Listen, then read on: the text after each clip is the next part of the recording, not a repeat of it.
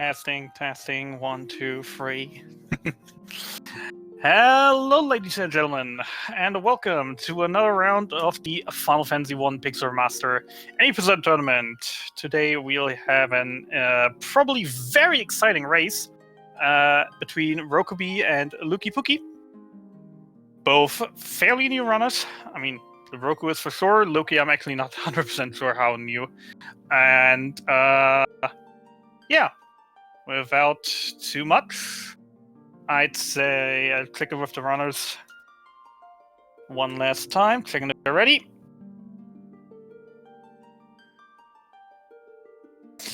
And then we'll kick this off. Alright, then let's do this. Let's get started. And see what an amazing race awaits us today.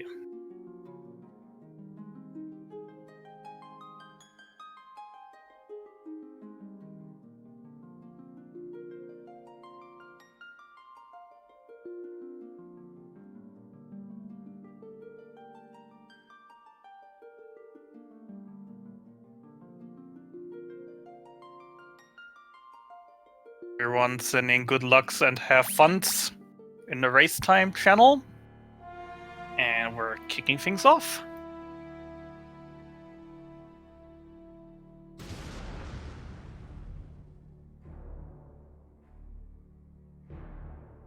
Actually sort everything there. Now everything's set up and ready. Chat open, commentator box open, watching everything. Alright, so welcome, ladies and gentlemen. In case any of you haven't seen any of the races of this event before, or are all stuck at the other race going on SpeedGaming, whatever. Yeah, welcome to Final Fantasy 1 Pixel Remaster. This version has a few very interesting things going for him, of course. With the annoying part being a about 2-minute cutscene right here at the start that sadly is completely unskippable. And after that will have ended, we have about 2 minutes of gameplay before we get into another 3 minutes of cutscenes before we finally can go ahead and start the run. The warm-up part is just annoying, especially resetting early on is very heavily and very common if going for PB attempts. So yeah, we'll see how things will shape out. We'll see how things shape out. Bit on the background on the runners. So as I mentioned before, Roku is fairly new, been running the game for about 2 months by now, maybe a little less. Currently sitting at a PB of 2 hours 18 minutes. While on the other hand, we have Pookie, who's seemingly been running this a little bit longer already, sitting at a PB of 2 hours 9. But with this game, there is just so much that can happen, so much that can go right, can go wrong. So the race is definitely up and open. Yeah, also to check, Pookie also only been running for about 2 months. So, very interesting race. 2 fellow newcomers with very little experience compared to some other runners here. Then again, I am also only learned it recently, so there's a lot of us in this group, specifically in Group A. There are a lot of the newcomers. And yeah, early game. So we've picked up some items, picked up a better weapon and armor for our fighter, unequipped the monk, because the monk is better without a weapon and the armor isn't really helping at this point of the game, and buying thunders for the black mages. The black mages are going to be our main source of damage, so spells are going to be important, as we're heading off to rescue a princess, seeing what encounters we have here. We have a 5 goblins for Pookie, and a worse 5 goblins for Roku. Very interesting. Very interesting. So this is an interesting start. So Pookie needing a little longer for that, having stronger goblins. Rhokubee getting the 2 encounter, so he already back in the lead.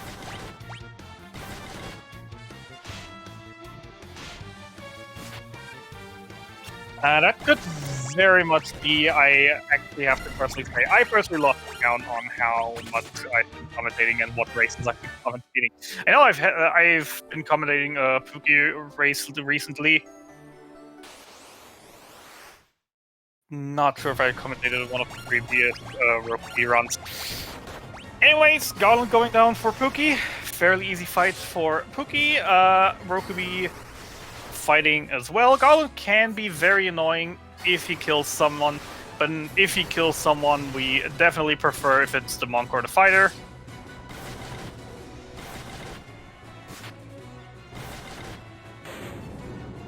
That was nerve-wracking, but Rhokubee gets through.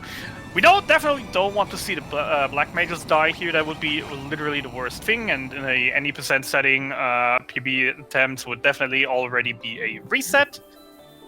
We'll see how this will go on. Having a monk die here, as I said, is not the worst thing. Gives more experience to the black mages, actually, which will come in handy in a bit, for sure. But can definitely also go the other way around, with now the monk being weaker, making him sustainable to more damage over the next bit of the game. Could be forcing him to be dead permanently, but we'll see how this turns out. We don't want to call everything black on white already. We'll see how this goes.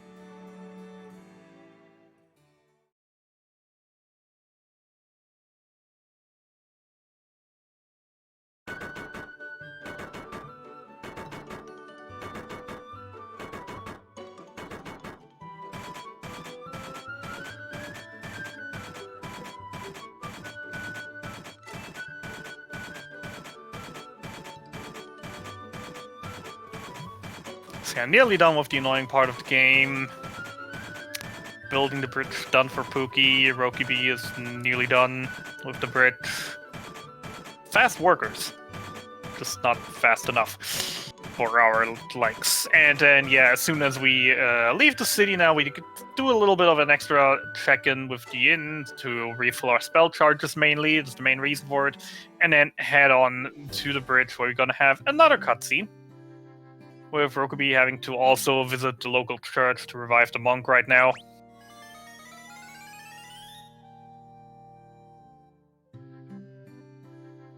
Because yes, churches do commence in necromancy and are capable of reviving the dead.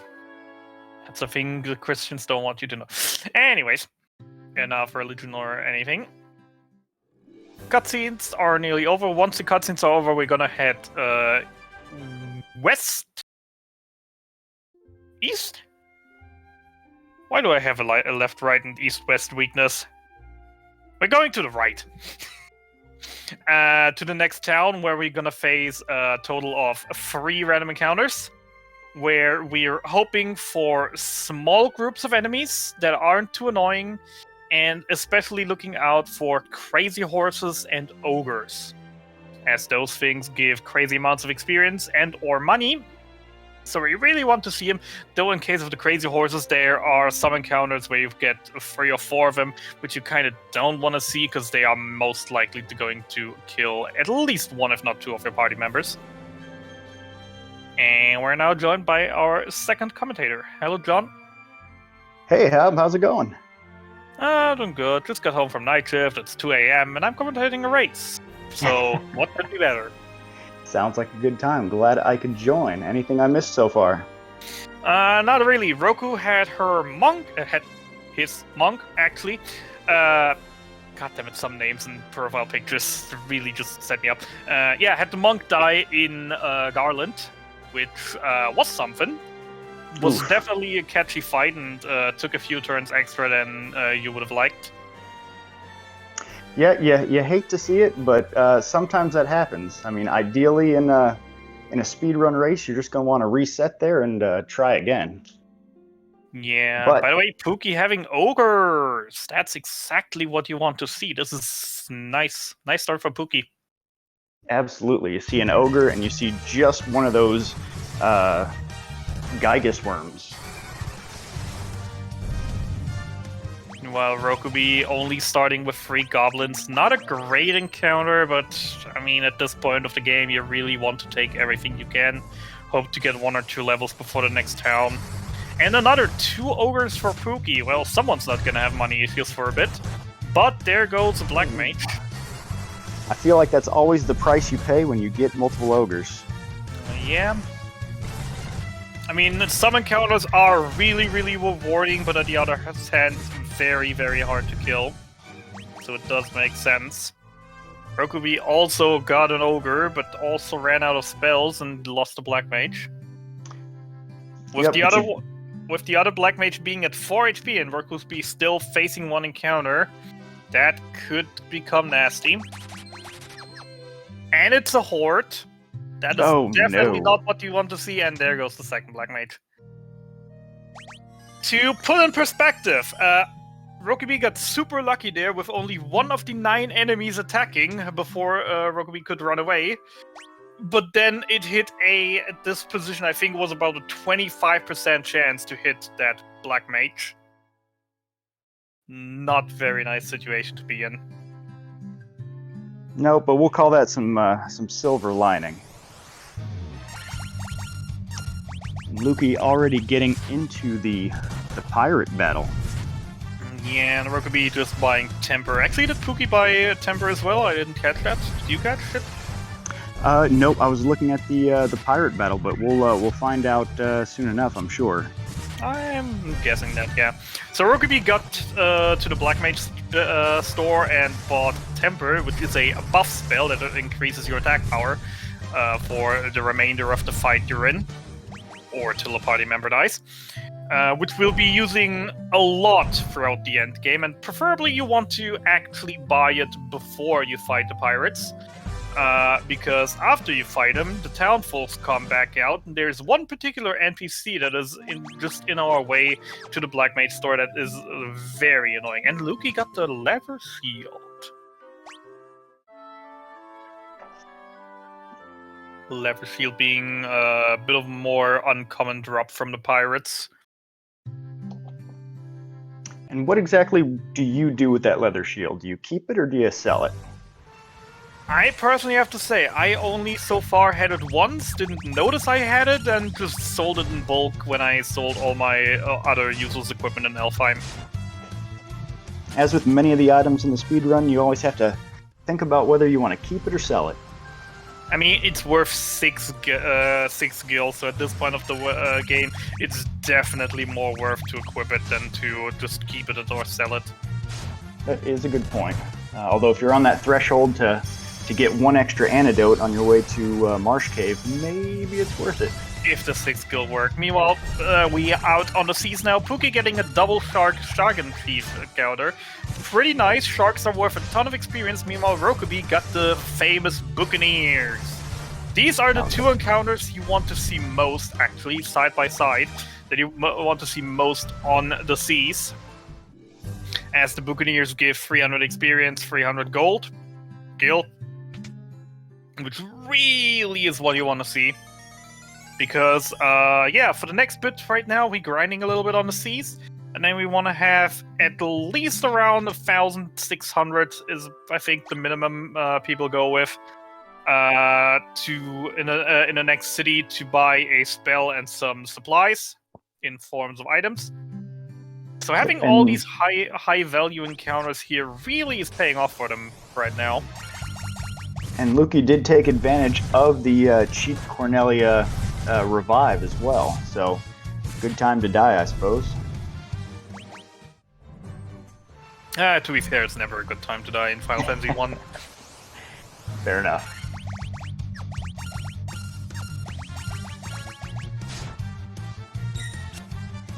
Pookie actually grinding a bit of money outside of Cornelia, as it seemed, just shipping up and down. Which is an interesting choice. Oh no, there Pookie goes down. Okay.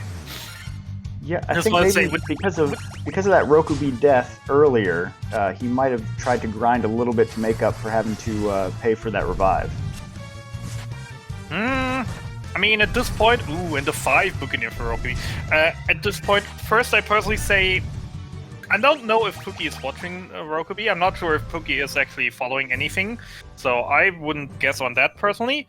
And the other thing being, well, it's always still interesting to grind outside of Cornelia, because while the inn is way cheaper in there,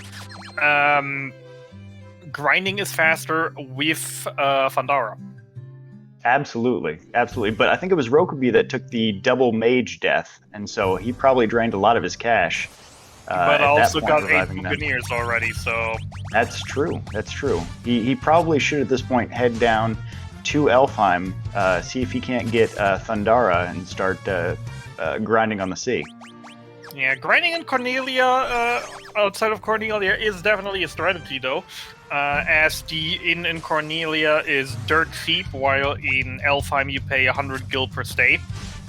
But see, Lukey is taking the note we just made. He is now grinding in the sea outside of Elfheim with a Thundara spell, which is going to make all of these battles much faster. And also, if you run into a pack of 7 or 8, it'll wipe them more quickly. Indeed. Interesting choices here being made again, with the one Black Mage being dead, the other at 8 HP, still grinding out more encounters, but getting rewarded with a 5 Buccaneer for that. Hey, luck is a strategy. You know that. Luck is a strategy, and I mean, it's basically a requirement for a world record at this point. So, will we have some money checks here? Will they just keep on grinding or actually check their money, see how they're doing, and maybe decide to go for it already? Rhokubee sitting at 1900, still having to go down to Elfheim. That is a good amount of money. I personally always like to have about 2200 total. And Lukey going for the item shop, so he, with about 760 gold, is going to buy what he can and take off to the Marsh Cave. Q antidotes, only 9 potions. Personally, for me, I wouldn't risk it with that, but I'm a little bit of a special snowflake if it comes to the start anyways. That's also the difference between a race and a run. So I think on a run, we might be more willing to go with fewer items, but in a race, you probably want to have a few extra potions, a few extra antidotes, because the way the Marsh Cave usually works is you always need one more than you have. Unless you already have too many, because there is about a limit.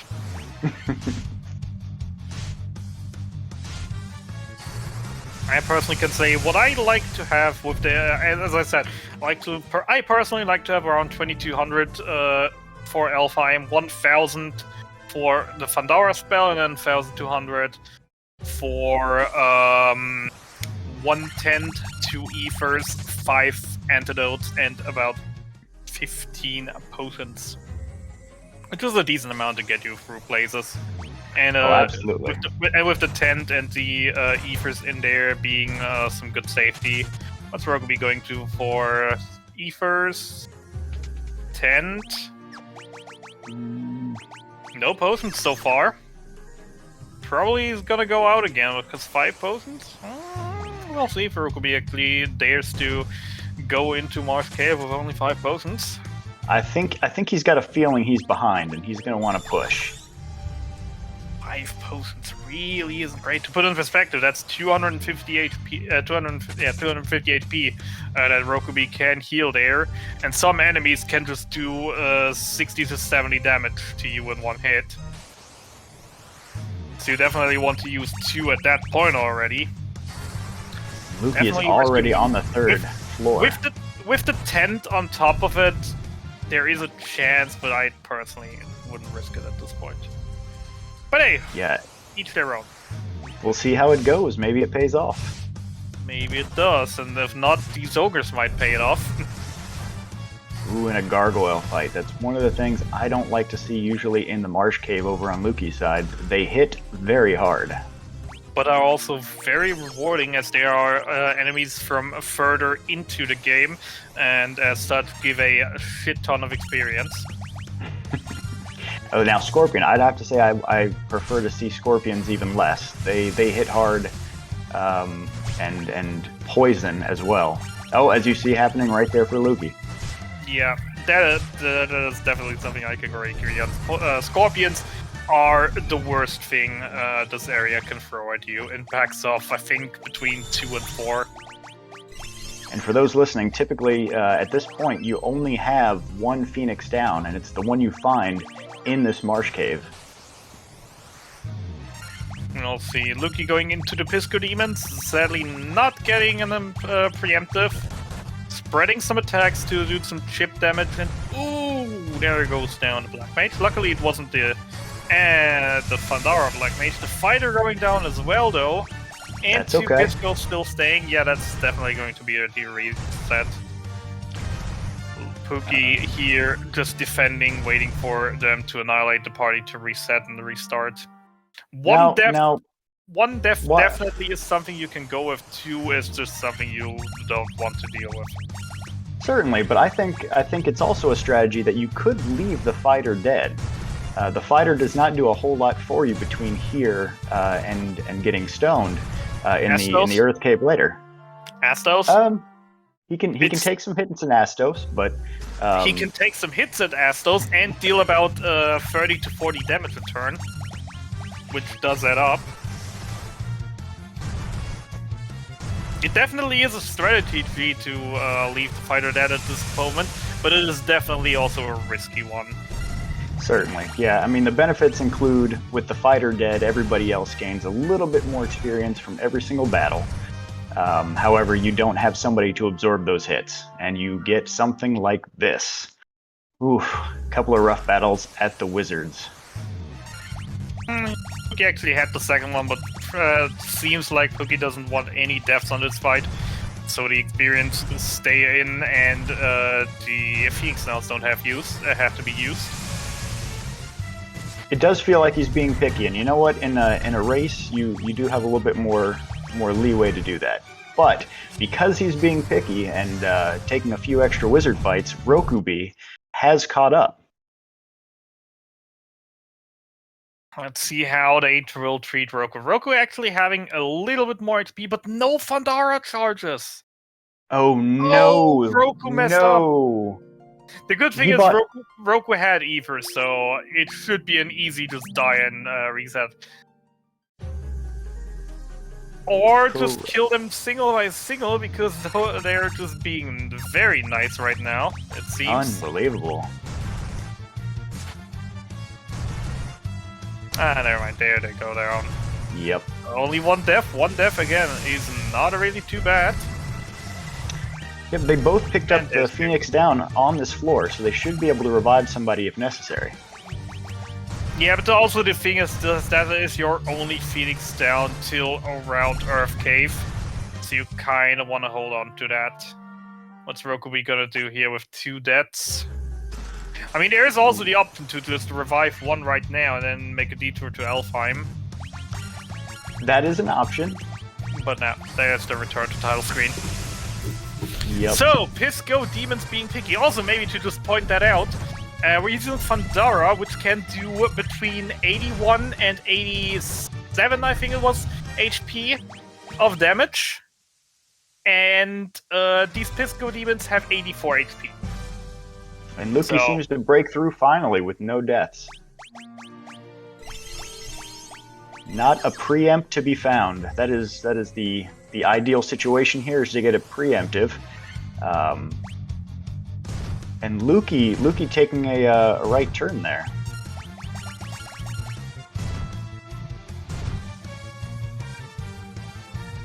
Rhokubee still getting unlucky.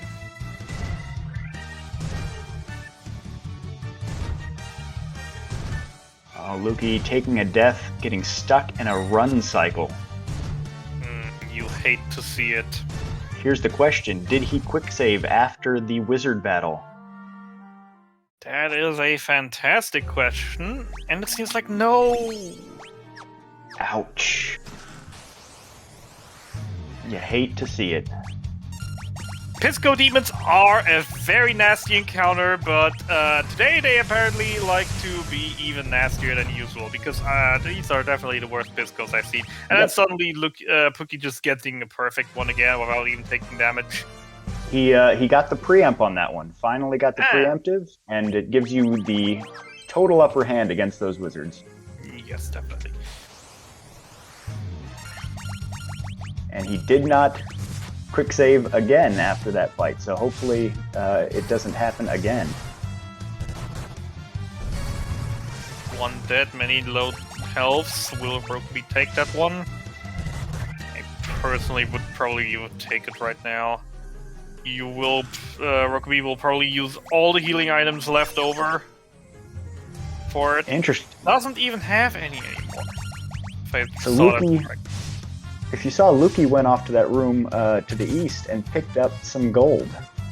An interesting strategy. Well, I've certainly never seen before.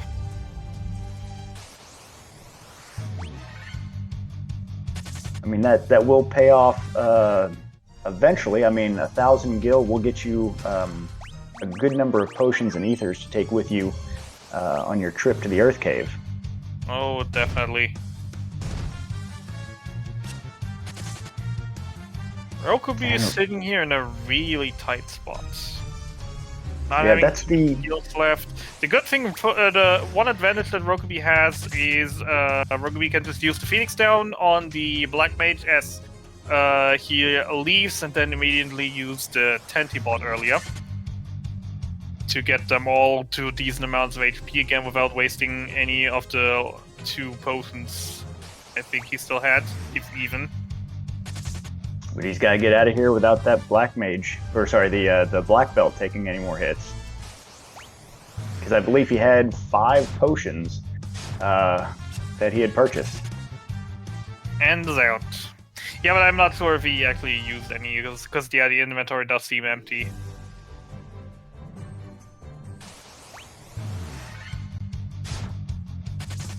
Apparently also opting to not use the tent just yet. Okay, strategy. An annoying encounter could ruin everything here if you just tent before. And ogres are such an annoying encounter because they can hit very, very hard, which you really don't want to see in Rhokubee's position. It's a very tempting battle at this stage in the game. It's hard to run from, just psychologically. Yeah, but with a party of 20 HP, with 3 20 HP party members, that definitely is something you don't need. Sure, but at this point, Lukey took it. He had the same battle, but he was cured up. Lukey was in a very much better position to take that battle, though, as well. Well, certainly. All right, I think yep, go ahead. Coming up to Astos, the next of the more annoying fights, with both actually being side by side. So we said Piscos were annoying, and they were very annoying today. Usually what happens at Piscos happens at Astos. So if Piscos are Astos today, is Astos Piscos and just works first try, or will he just be even meaner than usual? He has a bunch of very, very annoying status effects he can put on your party.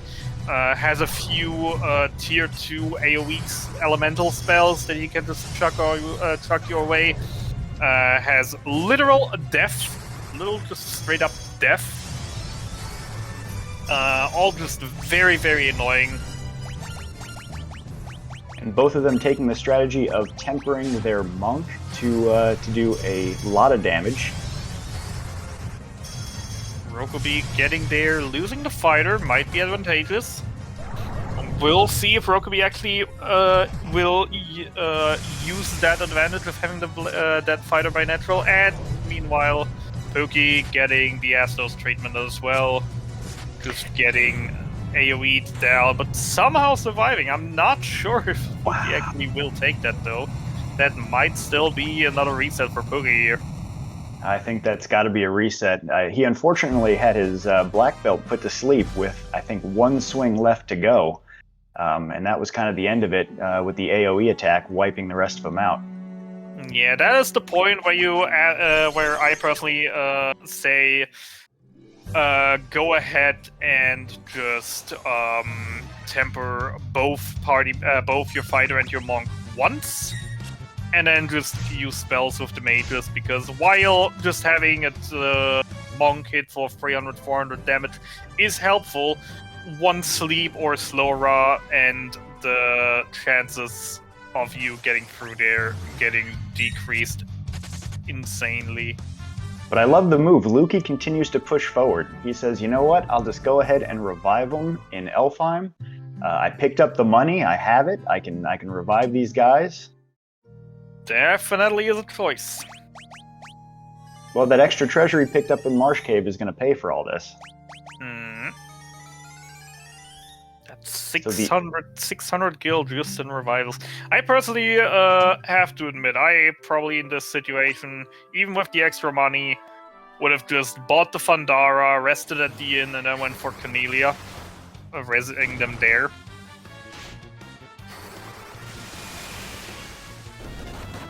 Go, and Lukey picking up his Thundara and heading on his fetch quest way. So now that they have picked up the crown and from Astos received the I was going to say the crystal ball. It's Crystal Eye. Something Crystal Eye translated in this version. Sorry, I played a lot of the NES. They will take that to Matoya.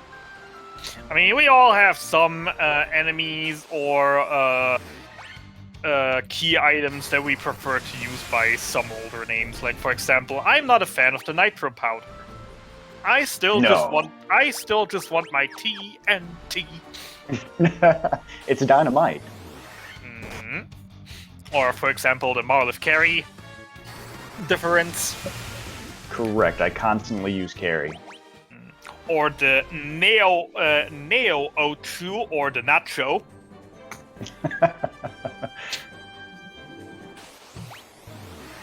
There are a lot of things that got translated many different ways across all the different versions of this game, and some persons just have a favorite for some of these. And by the way, yeah, Roku actually abusing the fact that the fighter died in the Astos fight, keeping him dead. Absolutely. Like I said, it benefits all of your other party members and distributes the EXP from every single fight amongst the 3 that you'll be using for the majority of this game. Yeah, I personally have to say, like, again, before Astos, I still would res him, simply because the experience is not as important at that point to me as the more consistent damage on Astos. And, yeah, after Astos, I probably would be doing the same thing Rhokubee is doing right here. Because at that is point, the fun thing. The fun thing about this run. I was going to say that there's so many different strategies that people employ, even in the smallest of things, so early in this game. Oh, definitely. I mean, the thing right now is, while we're doing a little bit of a fetch quest, we bring the Crystal Eye to Matoya, who gives us a gold tonic to wake up the cursed sleeping prince of Elfheim, which will then leave us with a mystic key that we can use to open all sorts of locked doors, where mostly we find heaps of treasures behind that we'll be very happy to get. And throughout all that, we get about 10 to 12 encounters on the seas that we all want to kill, because we now have Fandara on both our mages, which will make fighting extremely quick, especially on the seas where most things are weak to Thunder. Not like it matters, they will be going down anyways. So our main goal here right now is just to get some money to prepare for the next bit of our journey, as we just, again, do the little bit of side questing and fetching items. So while we're out here for money, that also means we'll get a decent chunk of experience, and yeah, at that point having one dead character definitely helps. But Roku already revived the fighter again. Personally, in this position, would have kept them dead till I reach Cornelia the next time, but on the other hand, that's definitely increases the chances of no one dying, so I can't complain. I can't really disagree with the play here either.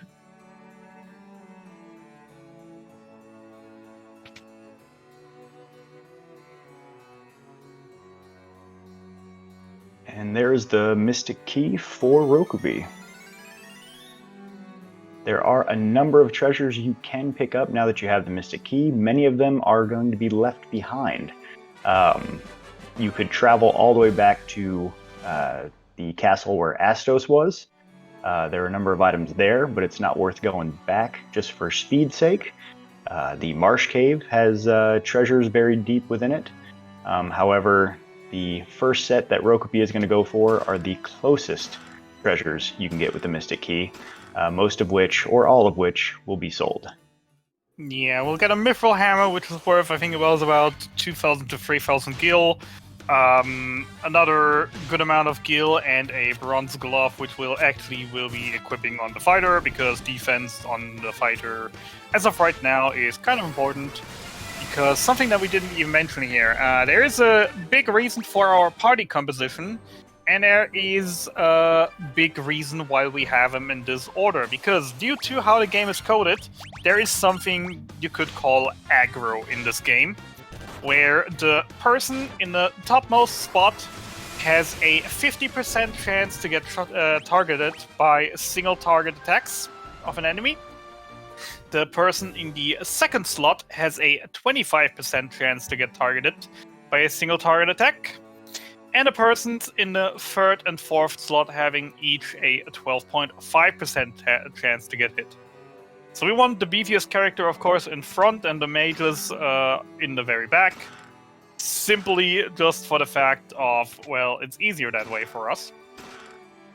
And we'll need less healing, and definitely also less Phoenix downs by, well, having the tank get hit more often than the squishy mages. Rhokubee the first to pick up the Nitro Powder, or the TNT as you like to call it. Very poorly stored in a crate inside the castle.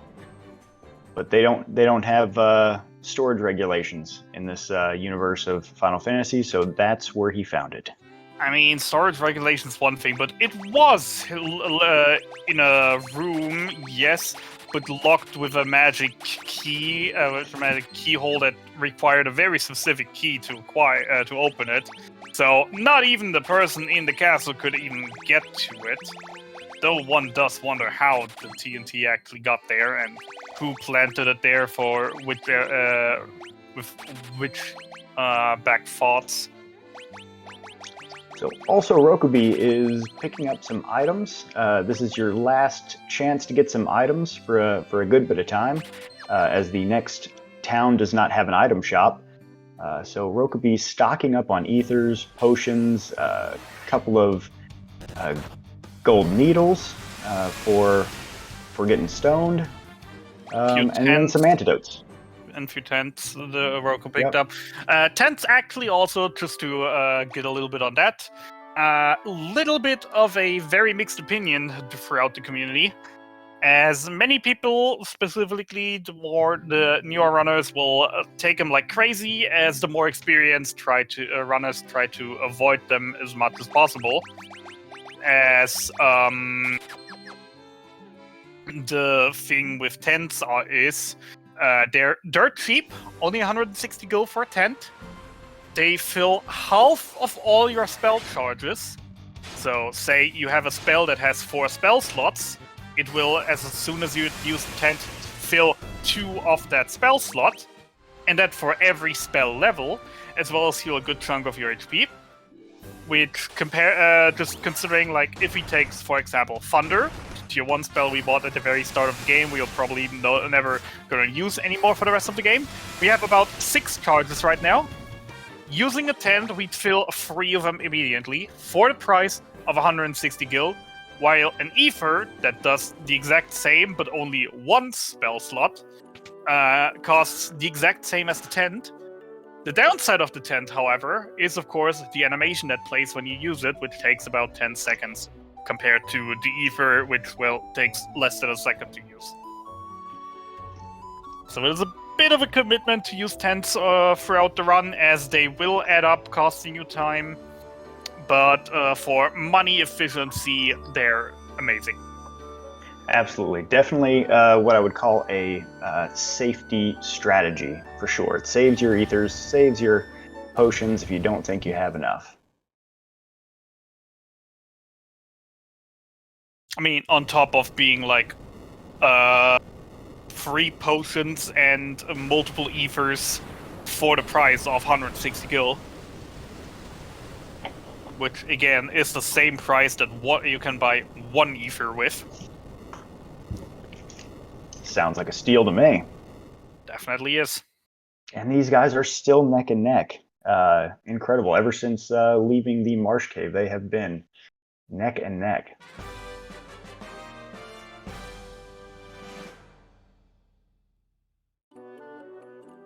So the next step from here is to go ahead and enter the room to the left, which is the last place of the treasure chests you can get with that mystic key, before moving on from the small lake area into the general overworld map, something you could not do in your ship before.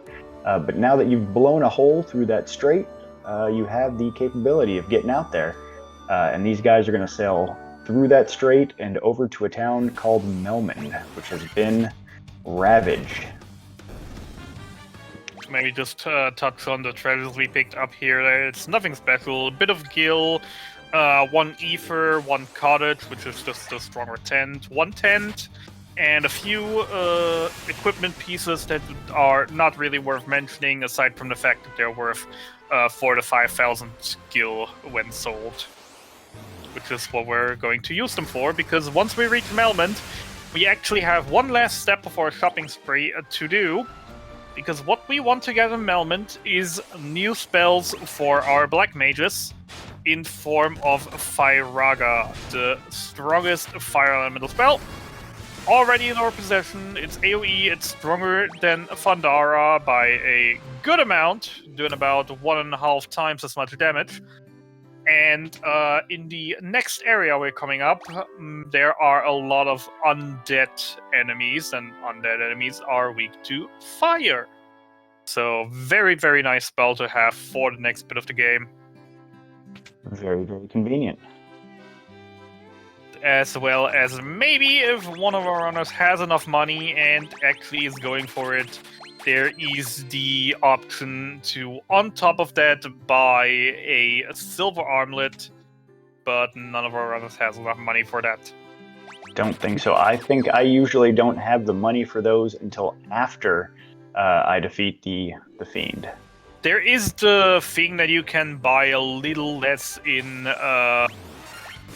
Cornelia, basically just buying the bare minimum instead of getting a little bit extra and spamming all your money, or you just get extremely good encounters on the way here to maybe fill that up. As we've seen, Rhokubee had 10,000 there. What you need to buy are 12,000, so you can afford the 2 spells for 8,000 and the silver armor for 4,000. It is a commitment. Usually you have to also sell your cottages for that. Lukey's got some lesser tigers here. Let's see if he's lucky enough to get an X potion drop. One of the few enemies that will do that for you. A low percent chance. I don't even want to say, and he got it. Unbelievable. So if he gets enough of these, yeah, right? So if you get enough of these, you can save yourself the detour to get a few safety healing items later in the game. So there's a few hidden in the Dragon Islands that are made available once you get the airship. But if you have a couple of X potions, you can skip them and save yourself about a minute and a half on your run. Or you don't and just get more full heals for the final boss battle, because the final boss battle, to already touch on that, is a little bit of RNG fest, where you'll be happy for every single full heal you have, and every single full heal could make a difference between life and death, and having more definitely is making the fight a lot safer, though it's still no guarantee for you winning the fight. Definitely. I think it's definitely a race strategy. But if you're looking to get your runtime down to sub 2, you really have to consider skipping them. Should you get some extra X potions. Again, every lesser tiger we kill, if we even find some, because they're of course random encounters, every lesser tiger has a low percent chance of about I'm not sure about the exact number, 3, 4, 5-ish%. But of course you have pairs of 2 or 3 of them, which every single one can get a drop at, as we've seen in one of our recent races. Definitely is possible to drop multiple, even in one single fight. Interesting. Rhokubee going for the single Hillgeigus fight. I mean, it is a fight that is worth a lot of experience, though it is a bit annoying as you will need 2 Firagas to kill it. Running into Minotaurs right after, which you also need Firaga for to efficiently kill. Not having any spell charges left though. Correct. And now, go ahead. Both are on the 3rd floor. Which is worth mentioning because it's where you want to get your characters stoned, essentially. Hopefully. This is a. Wait, so the enemies in this cave grow wheat on floor 3? Unfortunately, that is not the case. This floor does hold one enemy, specifically the cockatrice, which can petrify. In the community, also commonly referred to as the jerk birds. And the jerk birds are jerks. And you have to have them. You have to find them and run into them, ideally as soon as possible.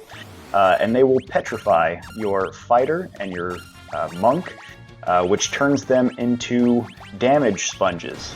So there is a quirk to this game where if you are petrified, you can still absorb an infinite amount of damage from melee attacks, and you still continue to gain experience points regardless of your petrify status. So this is something that is leaned upon heavily in the speedrun, and it certainly helps you progress quickly through the game. And it looks like Lukey ran into a couple of jerk birds. Let's see how quickly he can get just the top 2 characters petrified.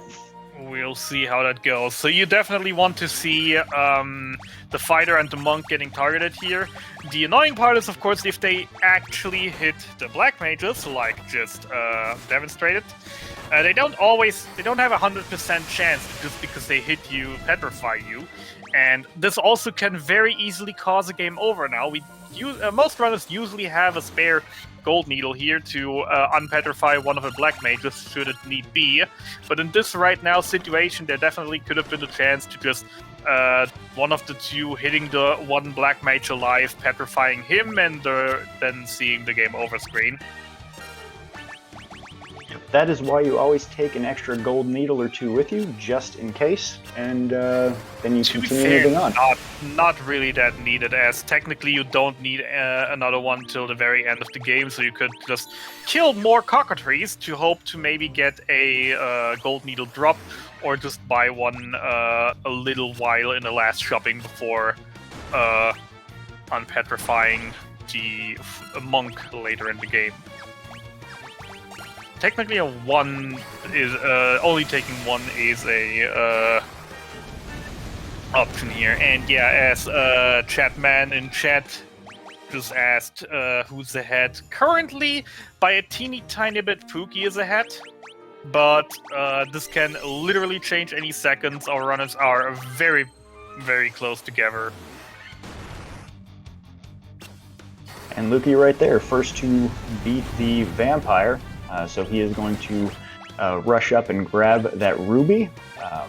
And if you're wondering why, there are... It is the toll for passing through to get the rod you need to progress further in this cave. Yeah, Earth Cave is a kind of unique dungeon for us in this game, as we get to this specific point, and we could have went to the right a little bit further ahead, and then we would have seen a stone blocking our path, which we would not have a chance to pass by it anyway. Ooh, unlucky, more petrification for Pookie here. Does he have more? He does have more gold needles, luckily. And taking a quick save, smart move there. Yeah, that probably scared him into it. Yeah. We wouldn't have a way through because we need another key item. We need the Earth Rod. The Earth Rod is currently in the hands of an old man living across a cave to the goddammit east-west weakness, To the west. It's the west.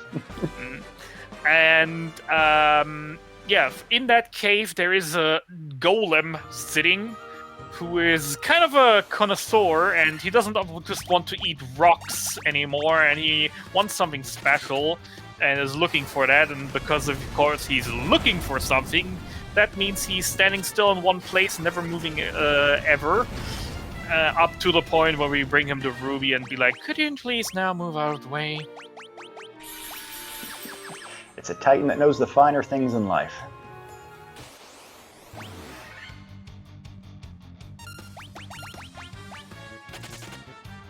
So onward they progress, trying to get their way out of the Earth Cave unscathed again, trying not to get petrified when they don't want to, and definitely not wanting to run into these Pisco demons. Again, these are the same annoying Pisco demons you saw at the beginning in the Marsh Cave.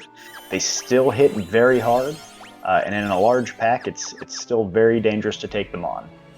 And unless you have a game at least a bit better, because you usually have more HP. Speaking of, you might have noticed already, if you haven't seen this game or this run before, that our two runners have the exact same party, but they have very, very different HP values. You might be thinking, that the one grind more is the one just having a way higher level than the others. And the sad truth is, no. Stat growth in this game is sort of random, with a X% chance to get a higher raise of a certain stat on certain levels. And this does actually play into the run, as we usually want to have a certain HP threshold at certain point of the time of the run, to just have that little bit of safety to ensure that things will go a bit more smooth with what we want to see usually being a HP value at the final boss of having the monk at around 350 to 400 and the black mages at around 240 or higher, so they can simply tank a few hits on the final boss before they get killed. Absolutely, and we will continue. It is 3 in the morning, but get died? Really? Get died. I like that. Get died. So we will definitely keep an eye on their HP progression. I think we've all had runs where we get great HP progression. We've had runs where they get terrible HP progressions. However, they appear to be doing just fine at this point. Lukey had run into a couple more lesser tigers. Did not get another X potion. That would have been ideal to get 2. Which would have given him the option to skip some of the extra ones. But he has progressed closer. He has distributed the ruby into the mouth of the Titan, and he is going to progress into Sarda's cave. Oh, chat says it's not 3 a.m. It depends on where you are. It's 3 a.m. somewhere. I mean, okay, it's when I said it, it was 2:54.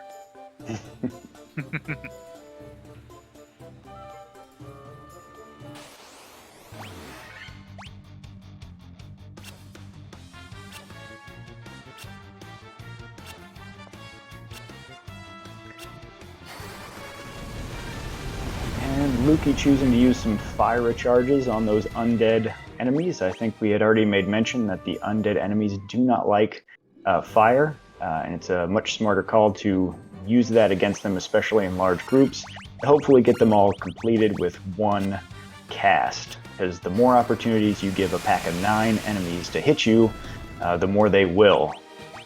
Definitely does depend on the kind of undead still, as at this point of the game, a lot of undeads don't have that high HP values and will usually go down within one cast of Fandara as well. And Fandara casts you have about 4 to 5 at this point, while Firaga you have 2 to 3 at this point, so it is more MP efficient or more spell slot efficient to use Fandaras when can.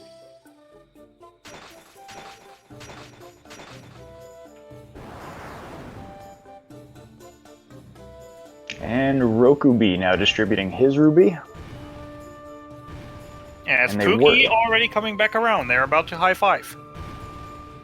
Yep, they were definitely neck and neck, and you can tell it was just the encounters in that Earth Cave that made all the difference. But it's still not long over. As we go down Earth Cave next time, past where we had the vampire, then we have 2 more floors before we'll face the first of the big 4, where we're going to face Lich, who is a bit of a B. Exactly. A bit of a B rhymes with Lich. Rhokubee, let's see if he gets the drop. He does not get the X Potion drop, so he will continue and try again next time.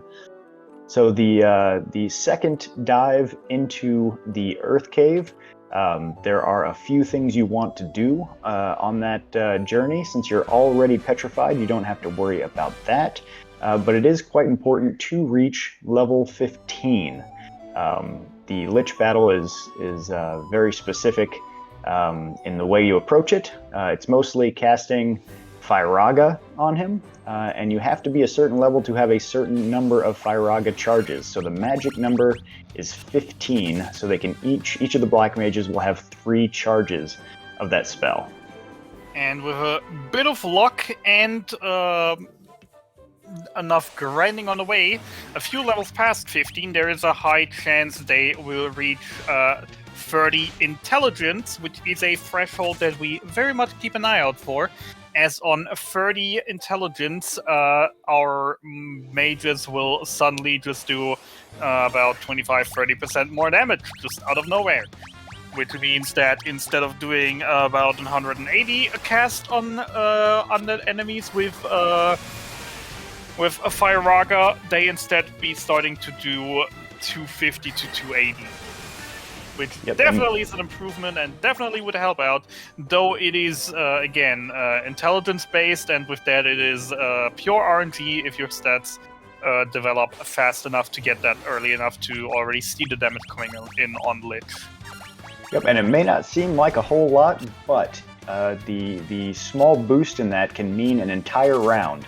And against the Fiends, every round counts. They have the capability, most of them, to wipe you with a single melee attack or with an AoE attack, depending on what they have up their sleeves. So every round of attacks matter. Someone in chat mentioned before that Chaos is the great equalizer. Only a half truth, as there are 3 great equalizers in the run, because there are 3 fights that can just decide to give you a hard time.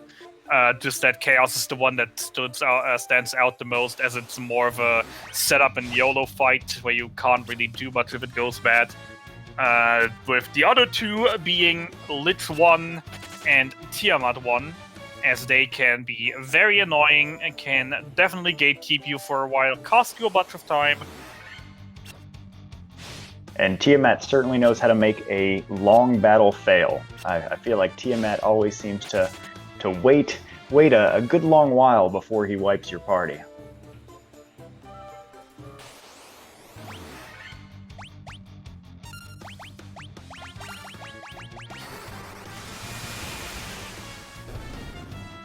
And it looks like they're both on the same track, back in the Earth Cave, working their way down to the Lich floor, which is the 5th floor of this dungeon.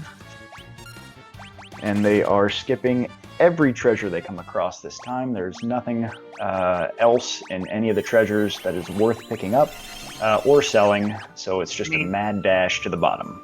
I mean, there is a lot worth a lot in here still that we could go massively out of our way to grab, but at this point it's just not worth it, as the time we'd use to get these items would be worth way less than the time. The value would be way less than the time we need to invest that way around. Absolutely, and chat concurring that Lich is certainly a big one as far as the pain is concerned. It can be a number of deaths. I've had as little as 0 and as many as 4 deaths against this first fiend. He's just very predictable with the unpredictable with the spells he uses and how he distributes them, and he can make it very easy or very hard to get this run moving. and given that this fiend shows up about an hour into the run, it's a run you are committed on at that point. To also quote from the Matsuki song, Welcome to Final Fantasy Speedrunning. If you haven't seen it, it's definitely a recommend. To quote from that for the FF1 section of the song, and other times Lizara kills us all, referring to Lit 1. Yeah, I always found that one weird when he pulls out a Blizzaga. That one never made much sense to me as the Earth Fiend. But he does have the capability of casting all of the level 2 spells. He does have Fyra, he does have Blizzara, he's got Thundara. He can put you to sleep, as well as attack. So he does have a wide variety of attacks he can use. Not all of the fiends have that much variety. I believe Kraken does have less, but he can be quite the pain. Yeah, and Pookie should get one more encounter here before heading into the Chaos fight. Chaos. Yeah, sure, we had Chaos already. It's 3 a.m. I just drank enough energy. That is not really acceptable what I'm pulling out here today. You're gonna make it, I promise. I mean, I'm on night shift schedule, so I'd be awake for another 4 to 5 hours right now anyways, but my English is dead apparently already. So he did a quick save, of course, as you do before any big fight, and he's jumping into this battle with Lich. So what the magic number is 6 casts of Fyraga. Let's see how they go. That's First one, okay, so he's below the 30 intelligence. That's also 180, yeah. Both mages not having the 30 intelligence yet, so that means he will need 3 turns to cast 6 Fyragas, and then still need 1 or 2 Thundaras on top of that.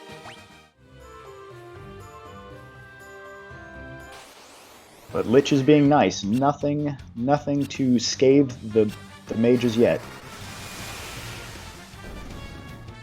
This should be the last turn here. Done. Goes down. 1 and done. Outstanding. We have a nice Lich for Lukey, which will allow him to progress quickly. We'll see if Rhokubee gets the same luck. Ooh! As he takes a terrible wipe against some wizards. You hate to see that. And that 2 steps away from the stairs. That's the moment when you hate yourself the most, when you just get an encounter 2 steps away from the stairs and die on and have to do the last 2-3 minutes again of floor progression. Yeah, and so for those of you who don't know, when you are wiped in battle, it returns you to the last place that you quick saved, or it returns you to the beginning of the floor you last passed onto. So in that case, he was at the very exit of that floor. He died to battle. They sent him all the way back to the beginning of that floor. And some floors are larger than others, and it could cost you minutes to have to run across that floor, and not just run across the floor, but get into these encounters again. Some of them being large encounters, as you can see, upwards of 8 or 9 enemies on his screen there. Never seen an encounter before that Roku just had. Certainly came with plenty of experience points, though. That for sure. And another encounter with 9 enemies. That is rough. Just for the sake of turn order, it eats up time while all of those enemies take their turns swinging at you. So, while it is nice to gain the extra experience, there is a balance of how much time it takes to wait for those enemies to attack you, and then you get your turn to wipe them. Ideally, you would like to get a nice early Fyraga, as the chat pointed out. That would be nice. And just before the stairs again, Roku runs into a pack of wizards. Which, I mean, does make sense. At some point, memory keeps tracking in this Absolutely. game. But to do it again right before the stairs, where he had wiped last time. So a quick heal. Oh, it definitely no. seems like he doesn't have any heals left. Loading the wrong save. Loading the wrong save. Load the quick save. He wants to load the autosave. That's always a little bit unluckily placed. Correct. That's unfortunate. So yeah, the reason why he had to reset there, even though he didn't die, is because he's out of Phoenix Downs, and one of his black mages had perished in that battle, and there is no way you are defeating Lich with one black mage in your party. Gotta have them both.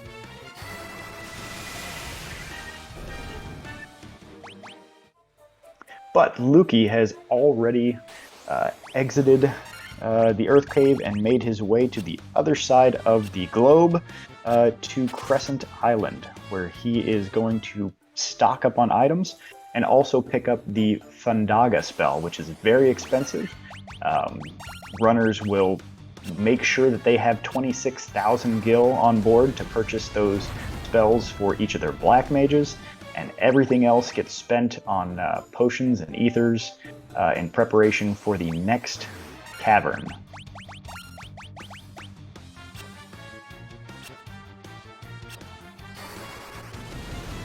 I think Pookie definitely forgot to sell the old gear there. Seems because that money was fairly low. Maybe keeps it for later. He seemed to have enough money to buy all the things he needed, so he should be good also, for now. Also, Pookie just bought potions instead of personally where I already here start buying high potions. And I don't believe I wasn't checking. Did he purchase any silver armlets? I personally was asking myself the exact same question. I saw him tent right next to the ship before heading toward Crescent Lake, but I did not actually catch if Pookie went into the city for that or not. Yep, because that would have been the final opportunity to obtain those before moving on. A defensive item you certainly want on your mages. We were all busy looking at Roku's despair at that moment. Now finally reaching it. So he is prepping now by curing up and getting his ethers on board, his mages, and quick saving for his fight with Lich. Again, the magic number is 6 Firagas. He is at level 15, so we'll take a look at the damage rolls and see what his intelligence number looks like. That is a good point that Nightshade is pointing out here, Nightshade, but the other thing is still, Pookie did not sell the Coral Sword here yet, did not do any real selling here, so still has a few thousands in the back pocket, and while you could buy the armlets later as well, the main thing is right now, these armlets are about 12-13 points of defense. And so now you're going in this area with only 2 points of defense from the cloth that comes from the very early game, which definitely gives some enemies here a chance to just one-hit KO, which they usually wouldn't get on you anymore. And while that was going on, Rhokubee finished off Lich. He took a Thundara early, which decimated his mages, but they were hanging on to dear life.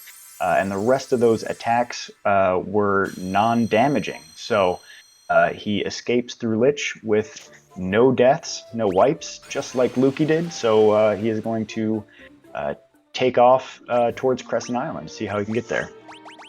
And on the other hand, we had a question in chat that was already answered, but let's go a bit more in depth in here. The warrior and monk do still get experience while they're petrified, and on top of that, can still be targeted by attacks from enemies, which in our case, especially with how Pixel Remaster is programmed, is very advantageous for us, as they basically added something that you could call aggro in this game. As the person in the very top has a 50% chance to get targeted by single target attacks, the person in the second slot having a 25% chance to get hit by single target attacks, and the person in the third and fourth slots each having a 12.5% chance to get hit. So we're petrifying the warrior and monk in order to just have 2 damage sponges that get hit 75% of the time, without ever taking damage, still gaining experience from it, and being just great shields for our mages. just now, Lukey has started his journey here through the ice cave. If you're familiar with the NES version of this game, this is where you die over and over and over again. Luckily, in this version, it's not as harsh. However, that does not mean it's easy. There are a number of enemies here that can deal a great bit of damage, and a number of them that can cast AoE spells on your party, which is one of the tougher things to deal with at this stage in the game. And there's one of them, the dragon. And one of the things that he's here for is the floater stone. So this is the cave that holds the item that you need to make your airship an airship. And so he is traversing this cave to go get that item. Speaking of AoE attacks, you ran into a pack of wolves, something you do not want to see, because they all have the capacity to cast an AoE spell. That only does about 30 to 40 damage on each of your party members, but if you run into a pack of 4 to 6 of them, that damage does add up. Absolutely, and if you try to run and you fail, and you end up with 18 attacks, ooh! And that's a quick death, again. Dark wizards being dark wizards. There are enemies in this cave that have that capacity to do big wipes. It looks like Rhokubee is checking on his items. Yep, he's going to sell that. Yep, he's getting rid of that coral sword. And playing the quick math game to make sure he buys as much as he needs without losing or without spending more than leaving the 26,000 you need. There's nothing more annoying than realizing you bought too much and having to load the autosave from entering the city. I usually, if it happens to me, I just run right back out and try to take a quick battle. Oh, Lukey taking a quick trip to the west to pick up a few extra treasures.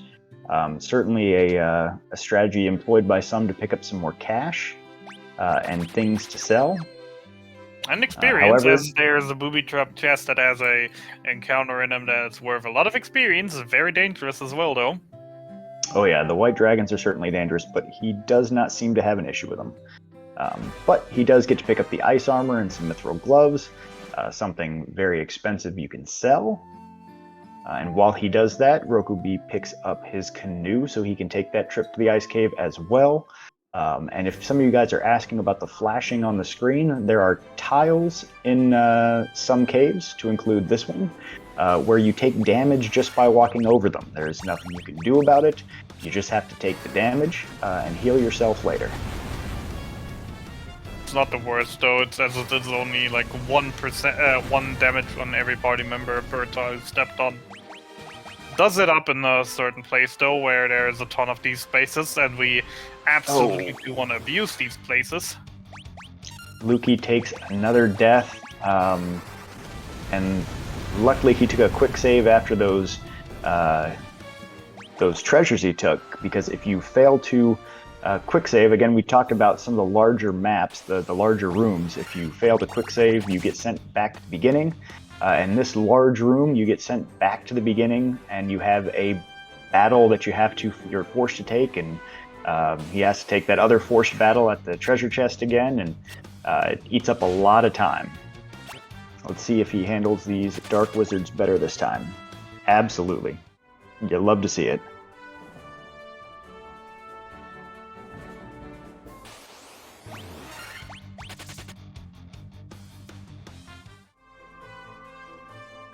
And let's see if he goes for the chest. There's a 10,000 gil chest at the bottom of this screen for Lukey.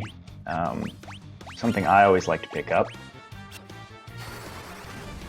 I mean, there is another 10,000 gil chest that that is way closer, plus an ice shield worth, think about, what was it, 2k?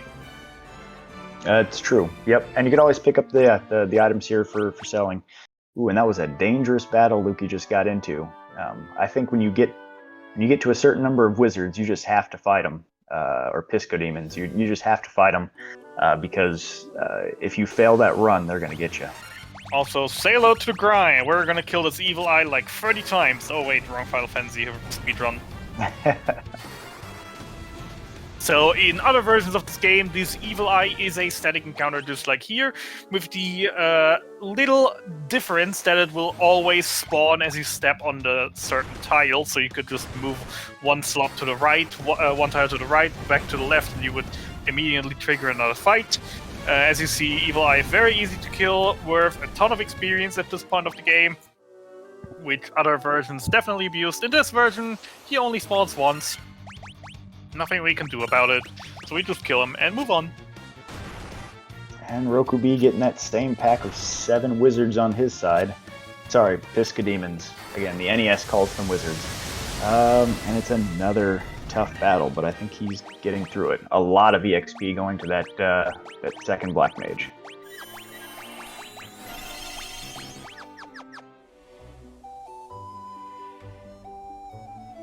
To be fair, the levels are not too needed for us. Sure, they do make a tiny dent in the end, but the only stat that we really care about for the end game is HP. Which, to be fair, it would be nice to have just one point where you could say, yeah, at this point we grind to like this level, where we have a high chance to get like about that HP, and then just be done with it and run from everything else. But the other thing in this game is we only have 2 mages that can run away, with only 2 runs, and on fairly slow party members, there is a high chance of enemies just hitting us over and over as we try to run away, and in many situations when you want to run away, the game is just like, nope, and you're stuck, and you maybe even die. So, just generally speaking, using one spell to kill the enemies is, in most scenarios, faster or just as fast as fleeing. So it's not really that much as a problem that we don't have a dedicated grinding spot. Or we just glitch high-end gear on the mages, yeah. PSP is wild, to be fair, yeah. Just having a ribbonous weapon, a ribbonous shield, a ribbonous headpiece, a ribbonous armor, a ribbonous accessory, and not taking any damage at all. So while we have a moment here where Lukey is leaving the ice cave and heading back to his ship, it is an interesting note that there is a strategy that I don't believe either of these guys are employing, is the auto battle. So you may notice in this version of the game the glowing icon in the top left portion of their screen, which indicates auto battle, which speeds the battle up.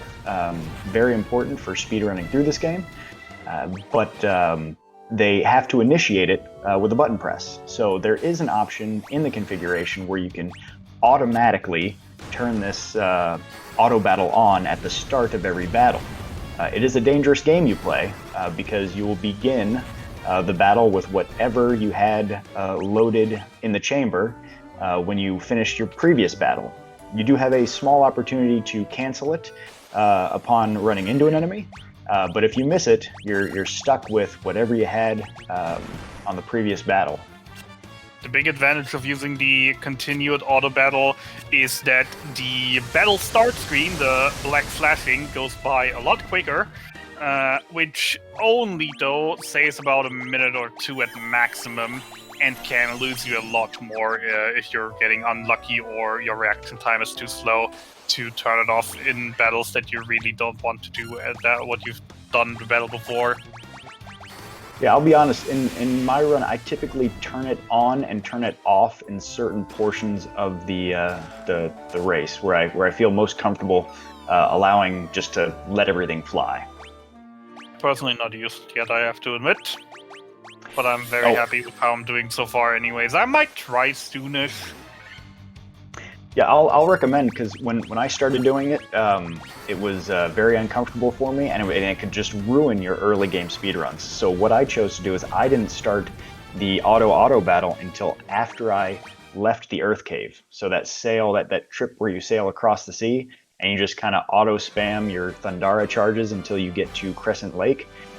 That's where I turned it on, because past that point, you have a little bit more leeway in having erroneous starts to battles.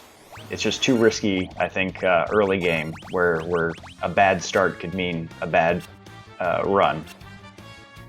So Lukey just picked up the airship, and he is traversing at high rates of speed now, and looking like he is going to go pick up some extra elixirs and X potions for the final battle, and we'll some see money. if elixirs and X potions. The money and X potion here are nice. Maybe skipping the elixir is definitely an option here with already an X potion at hand.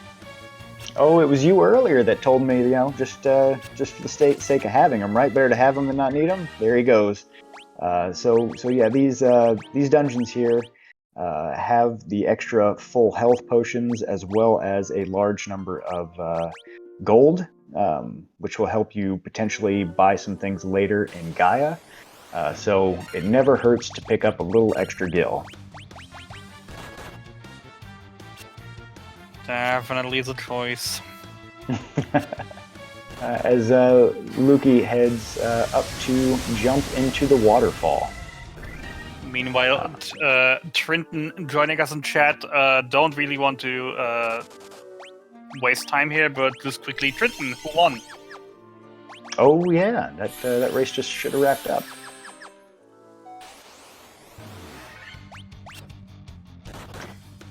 Yeah, it looks like Nightshade in chat is not a fan of the auto battle as well. It's yeah, it is an acquired taste, and you really have to get the muscle memory to turn it on and off as needed.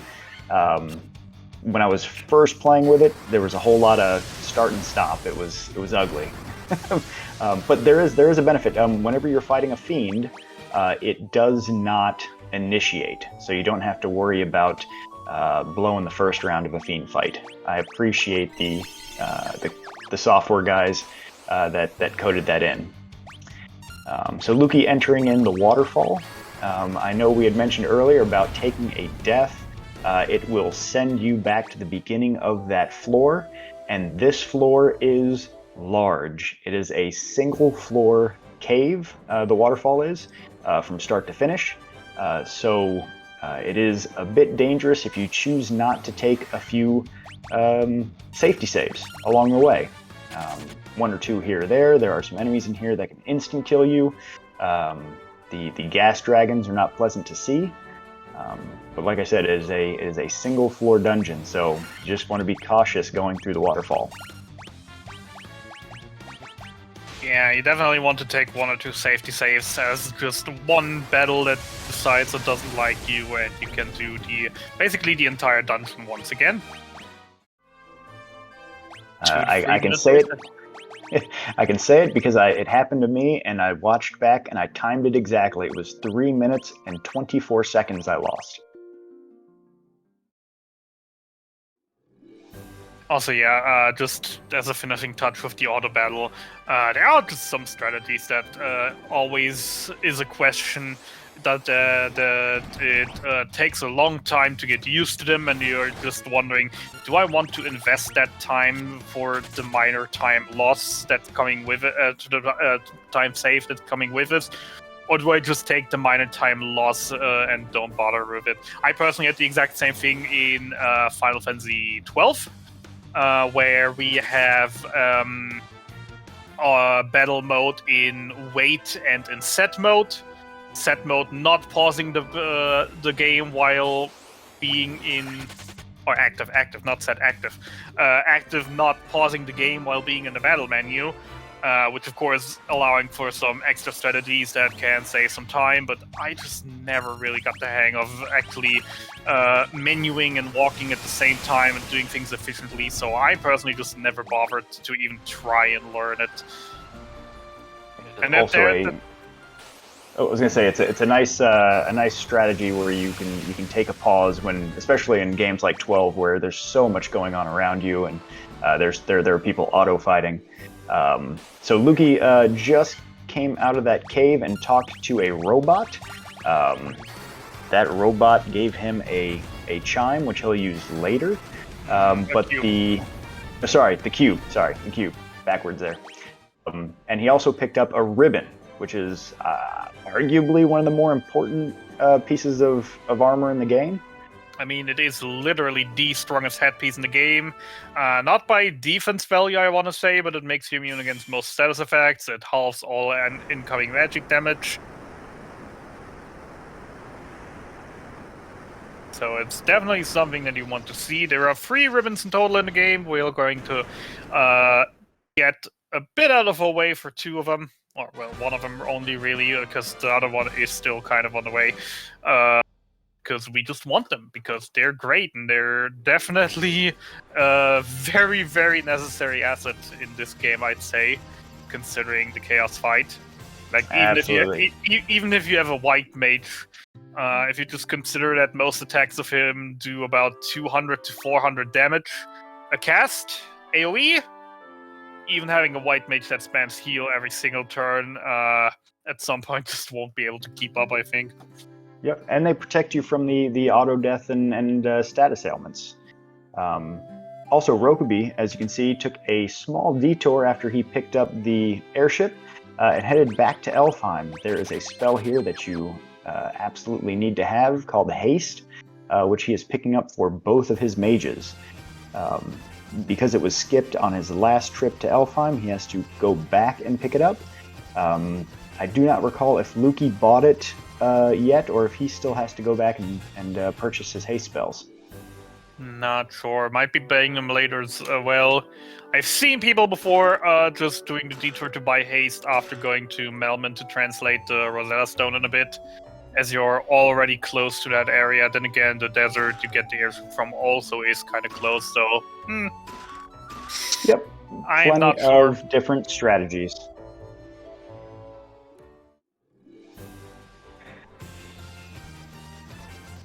And Lukey is at the caravan. So in the caravan, you buy a fairy in a bottle for some reason.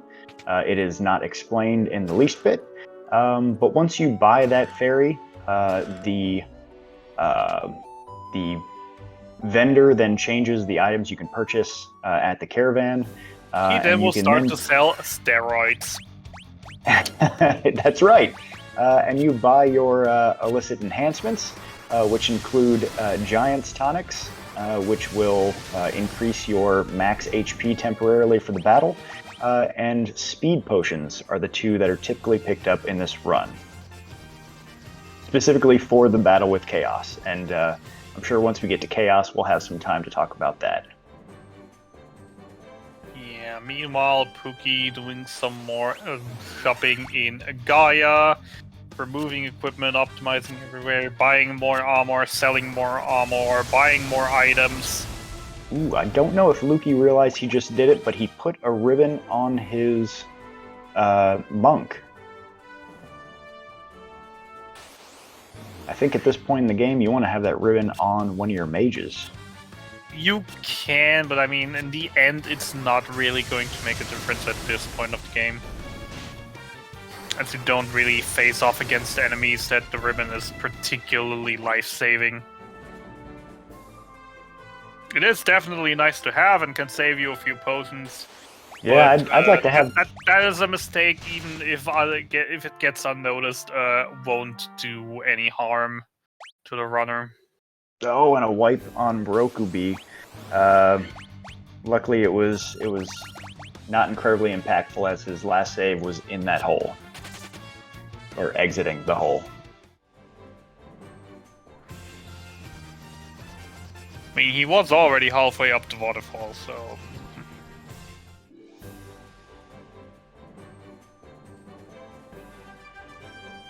Alright, and Poogie about to head to Onrak and heading then down to the Sea Shrine, where we have 2 things we want to do. We want to first go up a little bit, take stairs upwards till we reach the Mermaid Village, where we are going to grab some defensive items, some items to just sell, and most importantly the Rosetta Stone, which we'll need as a progression item in a little bit. And after that, we're heading back down to the entrance and back down even further to go and find Kraken, the second fiend we'll meet. and technically, story-wise, the third fiend of the game, as you are expected to have killed Marlith/Carrie at this point already.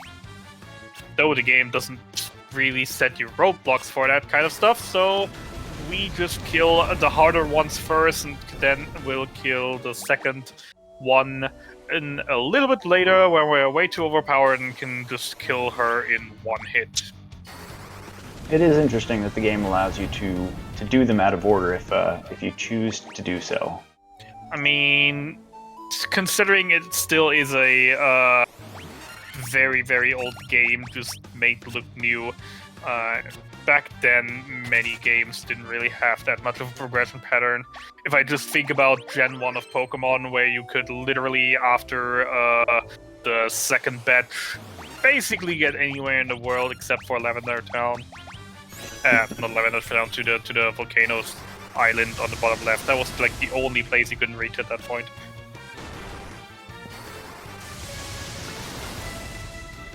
Reverse Right, batch and order Lukey is... Lukey is nearly to the, what did you call it, the Mermaid Village? Where he will pick up the only the items he needs.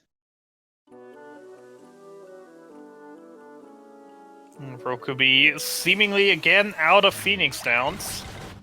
Yeah, Not seen too many deaths here, but apparently there have been too many, or Rhokubee just didn't buy it, really. Luckily saved only a bit before, so that went well.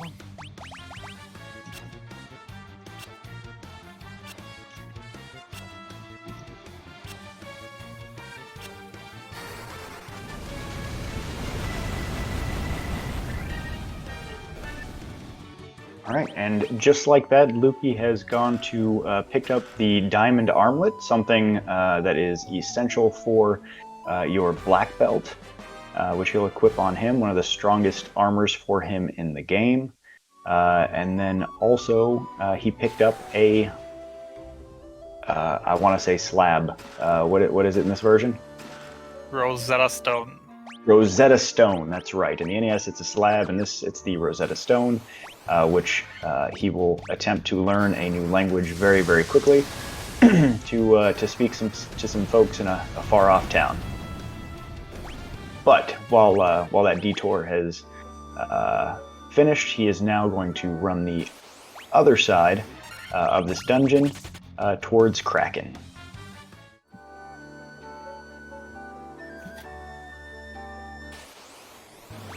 Again, this is another interesting dungeon because if you just think about the old NES games and how much you just had to explore every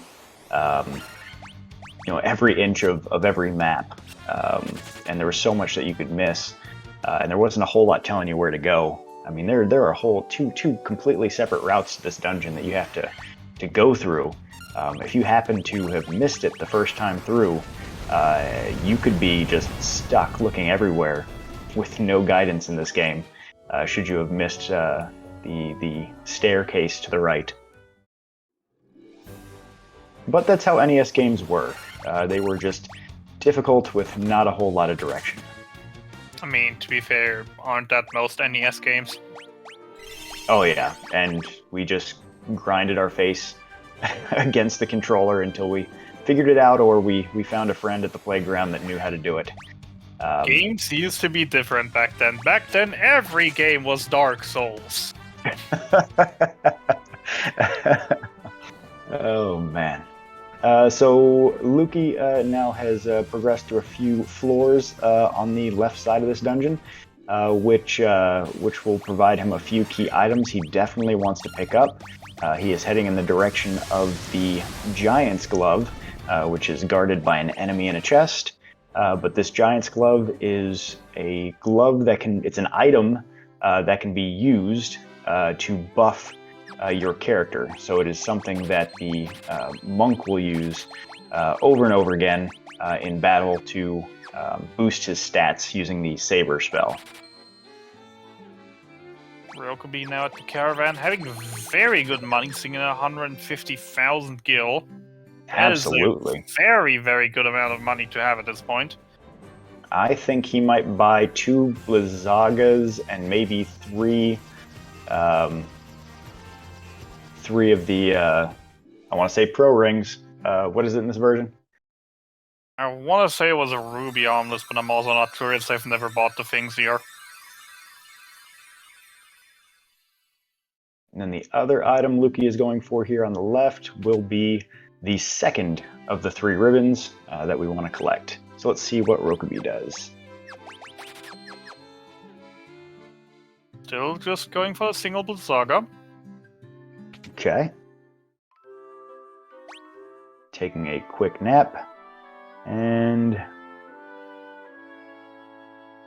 moving on to the armor shop. And let's see what he does there.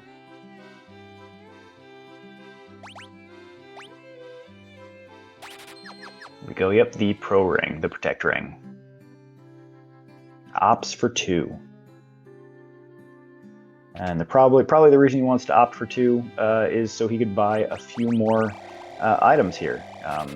Ideally, this is your last stop shop where you buy as much as you can for the rest of the journey through the game. And there he goes, buying Phoenix Downs.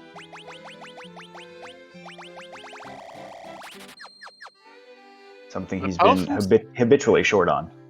The potions, interesting choice here at the very end to buy a bunch of potions. Now it's still up to... it doesn't have quite enough anymore. Shouldn't have bought those potions. Whoops. Yeah, a little kick to himself there, but... Panic shopping is not your friend if you're just trying to spend your money. But it's just very nice to see 99 Ethers, 99 high potions here at this point, because that means you're definitely set for the rest of the game, unless you're either way too wasteful with your Ethers, or way too unlucky with ambushes that actually damage you hard enough to use multiple high potions a fight. And I've experienced that. I've been beaten up before, and I ran out of Phoenix Downs and potions just prior to Tiamat 2, and it was a very rough go. A lot of deaths, but I barely got through. I personally still have to experience something like that. I usually say if I did shopping, I end up at 99 Ethers, 99 high potions. I'm set for the rest of the game. If I get only about 70 of each, I'll definitely go and do another shop in Cornelia before heading to Chaos Shrine for safety. And let's keep an eye on Lukey. He is going to run into Kraken here, which Kraken 1 is usually not too bad of a battle, to be honest. He is usually the easiest of the fiends, having only 2 different attacks he can do. He can either spray ink at the party to blind them, or he can a normal attack, both actions having a 50% chance. And, well, the normal attack is single target. Most of the time will hit the warrior or monk. If he actually hits the black mages, they will die, though, but since he can only hit one at a time, that's not really a threat for us, as he will just go down in 3 turns using Fundagas, and he's just spamming his ink. Yep, just spamming ink. That is a very, very good Kraken fight. I don't think you can ask for any more than that, than a whole bunch of missed ink shots, to be honest. Kraken done. And like we said, you just spam Fundaga at him. As long as you're probably in the low 20s as far as your level goes, you should have no problem knocking him out in the number of charges you have in your inventory. At this point, you definitely should have that boost from the 30 intelligence, allowing you to deal over 300 damage per cast, as he has 1,800 HP. That is 600 damage per round with your both mages, meaning 3 rounds to the kill, no questions asked, no damage rate, no nothing.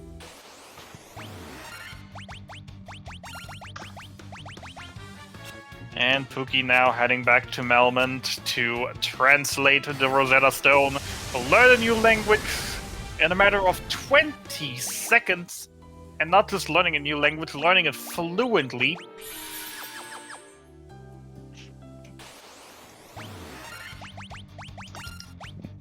Going with the extra armor here. finally buying those silver armlets. Yep, that's a good time to buy them because you have to be in this town to speak to Dr. Yoon.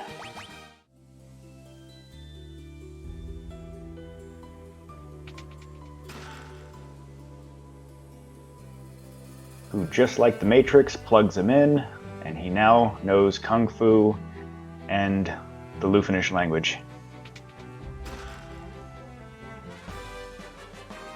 Now I think we'll see. Now we have 3 options. We can either go to Lufenia and then to Tiamat.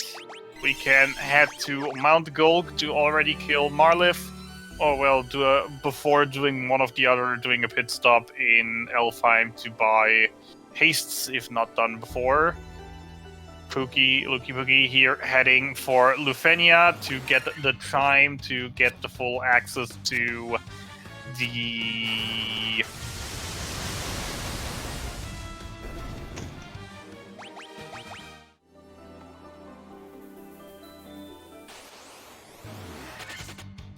Mirage Tower. Thank you. The flying fortress. Flying Fortress, I had my I always forget Mirage Tower. Yep, so that's Why the do I key keep always item. forgetting that? And that is not because it's 3 AM, I genuinely always forget the name of the place. And as per usual, there is one citizen that always seems to block your path on the way to get the chime. And hopefully they're not blocking your path on the way out. There we go. Nice clear path on the way out. So Rhokubee on the other side, he picked up his Rosetta Stone. He is coming back out from the right side of the Sea Shrine to go into the left side to progress towards getting his ribbon and his Giant's Glove, and then hopefully to a nice smooth Kraken fight, and then staying on the heels of Lukey.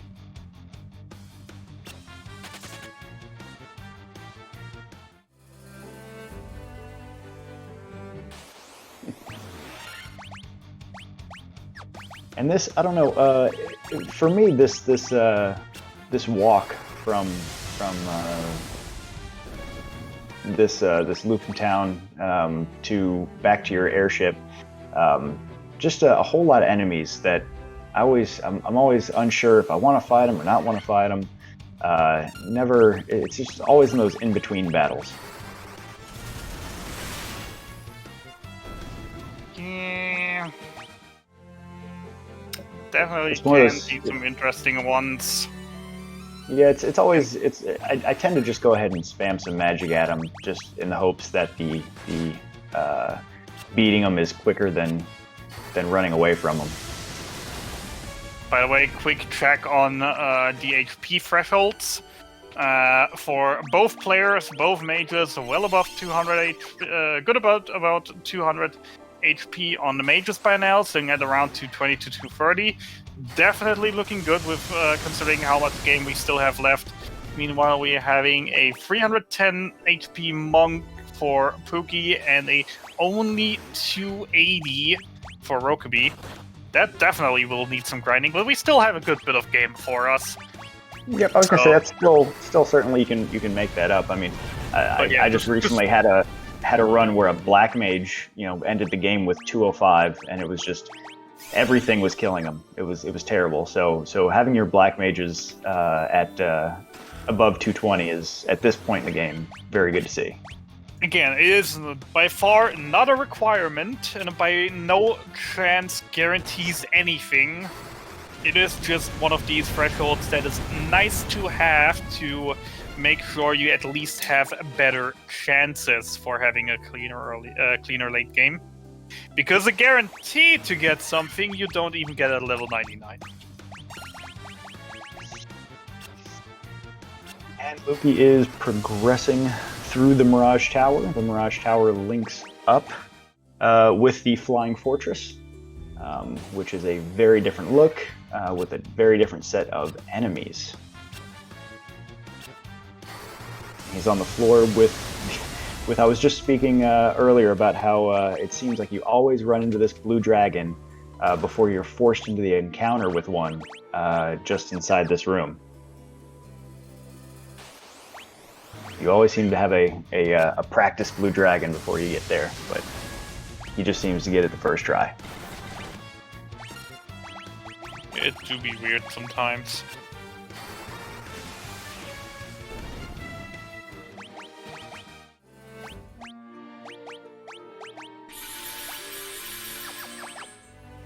You're guaranteed absolutely nothing. That is a good argument in chat right now, that this is a game, no matter what version, you're guaranteed absolutely nothing. Yes, but at some point when you're completely overgrinded and overleveled, you expect to come into the final boss and steamroll through him without him having any chance or doubt or anything to do any kind of damage to you or be any kind of danger, especially in a Final Fantasy game where often enough you do millions of side quests between and before entering the point of no return, as they're all unlocked just before the end, and then actually are just super brokenly overpowered. So the final bosses are a joke. Meanwhile, here you can, as I just said, literally come into the final boss with a level 99 party, and it won't look much different from what we're going to do here with level 20, 30. And just a moment ago, Lukey picked up the third and final ribbon, which he'll equip on his folks just once he gets up here closer to Tiamat. Also opting to keep the monk petrified at this point of the game is a preferential choice. You can unpetrify the monk the moment you actually get the ribbon, because he'll just have good enough defense, etc., and give you a higher chance to run away from some enemies that can actually be annoying here, as well as giving you a fighting chance on Warmech if we should ever show up. That's on Warmech, everybody. Yeah. But some players just go with the usual and only uncurse him or unpetrify him right in front of the next boss, which will be Tiamat. And yeah, to talk about Warmech, in a little bit, Pookie is gonna come up to the so-called Bridge of Destiny, which is just one long straight, where you usually get 2 encounters. And on that single area, there is a 1 in 64 chance that a super boss shows up, and that super boss is Warmech. He will not be any fun to fight in a speedrun.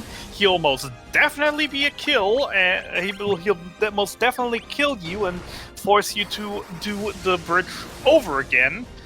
But it's so rare and it's so hyped to see it. So let's see. We're on the bridge to Destiny.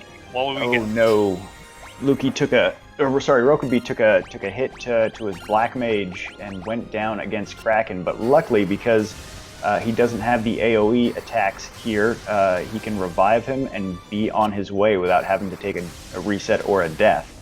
So he moves along, continuing to cast Thundaga, and hopefully gets through this thing on his first try.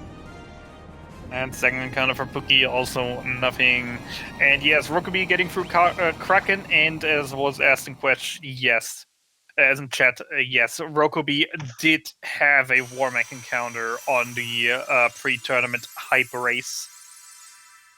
Which, I do remember that. Which, to be fair, for a hype race, that's literally the moment when you want to see him. True. Like, there was no better time to present Warmech than just being in the hype race for this event, being like, oh hey, by the way, there's this rare encounter that will totally obliterate you. It is funny because it's rare. It's usually a quick battle, though. He casts Nuke at such a high rate that it ends quickly. Unless you already have your monk unpetrified and actually try to kill him and actually give him a fight, which is what many people do. If you can actually get lucky enough to bring him down, I think, with the speedrun strats, if you have the monk unpetrified at that point. So speaking of strats, we see Lukey here fighting Tiamat, the first one we fight after unpetrifying the monk. And the strategy here is to use the Giant's Glove that he picked up in the Sea Shrine to buff his monk, and use the other mages to continue to boost his hits via the haste spell and the temper spell. and once he is boosted enough, he can unleash those attacks onto Tiamat. Unfortunately, Tiamat is being Tiamat, and he takes a wipe, which, if we're counting, is the first Fiend death or Fiend wipe of the race. Yeah, Tiamat do be like that. He has a ton of AoEs, and funnily enough, while the Fiend refights in the Chaos Shrine are supposed to be harder versions of the fights, Tiamat actually is the only exception, as Tiamat here right now is way, way harder than in Chaos Shrine in the refight. Simply for the fact that at this battle he has a lot more AoEs that he can do a lot, so he uses a lot more of them more frequently, which makes him a bigger threat than if you just do, you know, hitting once or twice every single bit. And ooh, that is terrible damage so far on the Monk. Not really getting any free buffs off here. Just getting taken down by the melee. Probably gonna take one or two more. Hoping to not die. Can that be enough? There's not enough. The fighter gets hit though, and he is down. Nice, that was a lucky there. Remember, luck is a strategy. Luck indeed is a strategy. Very nice. So he gets through Tiamat, and typically that's the fourth Fiend you fight when you play it casually. However, he has to backtrack now and go back to the second strongest Fiend, which is Carry in the Volcano. So you'll see him jump out of this, get back into his airship after healing, of course, and fly down to the volcano. Meanwhile, Rhokubee is now finished getting the Chime, so he is capable of jumping from the... now you've got me doing it. The Mirage Tower into the Flying Fortress to attempt to catch Lukey here. Again, we've seen races that were further apart and ended way too close for their own good. This is by no means over. There is still a lot that can go wrong for Pookie. There's still a lot that can go right for Rhokubee. This race seems decided here, but it's not by a long shot. In the end, RNG will be the deciding factor.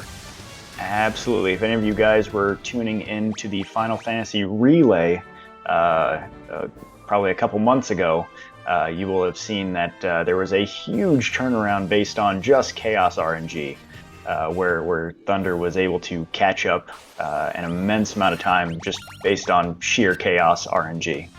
17 That's right. 17 minutes. It can happen. Yep. I'm personally still happy it happened because I was one of the persons benefiting from that for Team Tonberry. And that was definitely the turning point of the event for Team Tonberry as well, allowing us to get that first ever relay win. If you saw there, Lukey hit the corner there. The strat here is to stay on the lava as long as possible. The lava does not allow you to encounter an enemy. While it does count towards encountering the next enemy, you will not encounter it until you step back on dry land. So the lava is free traversing as long as you stay on it. And again, you take damage by walking on the lava, but at this point, it's so minimal that it does not phase you in the least. Have we, by the way, even talked about lava stress before by now? I don't think we have. I don't think we have either. So, in Mount Golk, you can see lava tiles. Lots and lots of lava tiles. And your first thought usually as a player is, I probably don't want to step on that. Well, we as speedrunners have the first thought, I want to step on that. As these tiles will damage our party, yes, but on these tiles, on these lava tiles, you can't get into encounters.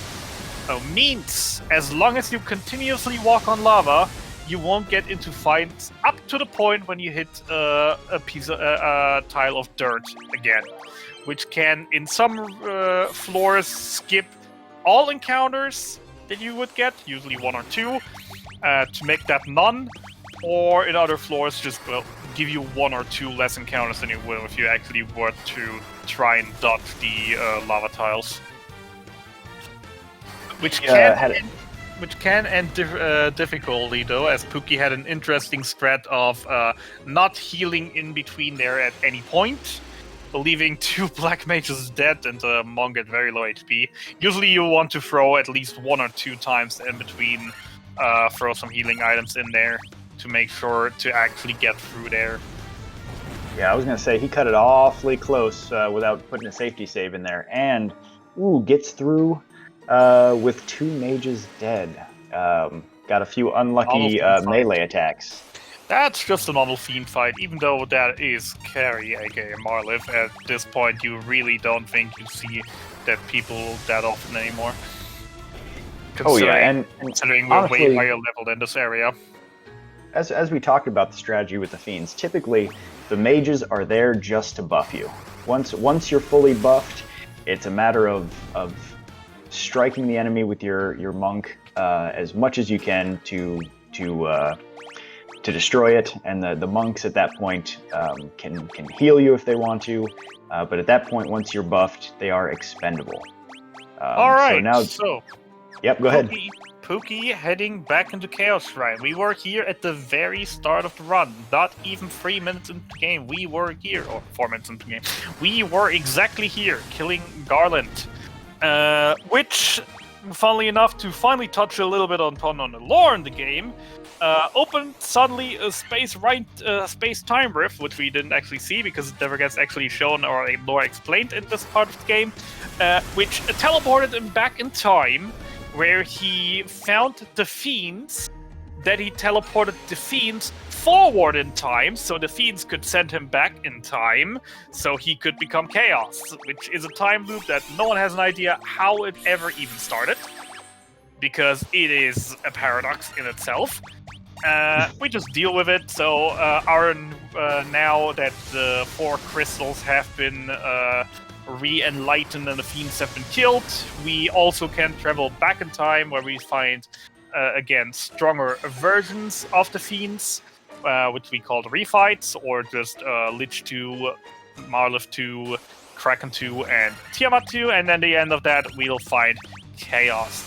So in the community we also like to casually and full-heartedly call the Chaos Shrine the casino, the fiends the casino employees, and Chaos the casino owner, because this is one giant RNG fest. Absolutely. You never know what you're going to get. And so Lukey now, after he gets through this Death Eye, which is usually not too bad of a fight, will have an opportunity to grab another full HP potion to the right of this stone slab area. And then he will... Yeah, oh, absolutely, right? Never hurts to have too many, because he did get some drops from the Lesser Tigers. I mean, I personally have to say, like, I personally only go with 2. I don't grab the elixir from the Dragon Caverns. I only grab the X potion. So having 3 is already a lot for me. Having 4 kind of would be overkill, but as I said before already, it can make all the difference, or it can be completely meaningless. Because chaos is chaos. Yep, and Rhokubee, I believe, just got his second battle on the long bridgeway heading to Tiamat, so he did not run into Warmech this time. He is boosting up his folks in prep for that Tiamat 1 battle. We'll see how he does. If he can get through it unscathed on the first try, that would be ideal. I would definitely allow Rhokubee to catch up a little bit. Oh, and if you noticed, Lukey did uncover the stone slab from the stairwell in the Temple of Fiends. It is destroyed by the loot that you picked up at the very beginning of the game. So it's really, I don't know what tune he's playing, but he turned it up to 11, and it was Hard Rock versus Hard Rock, and the loot won.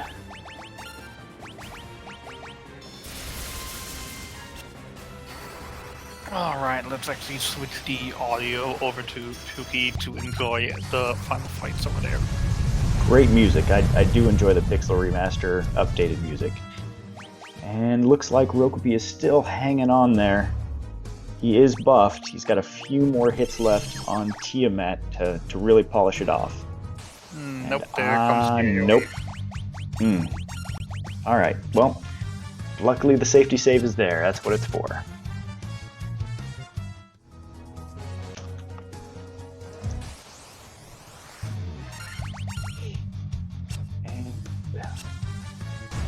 Lukey is heading around. So in this Temple of Fiends, there are a number of floors, and when you get to the floor which contains the fiend at the end, you run into a lot of enemies that are associated with those fiends. So you get the basilisks here, you get the earth elements. Yep, and you get so you kind of know it's coming based on the enemies that you see on the floor, which is a nice touch.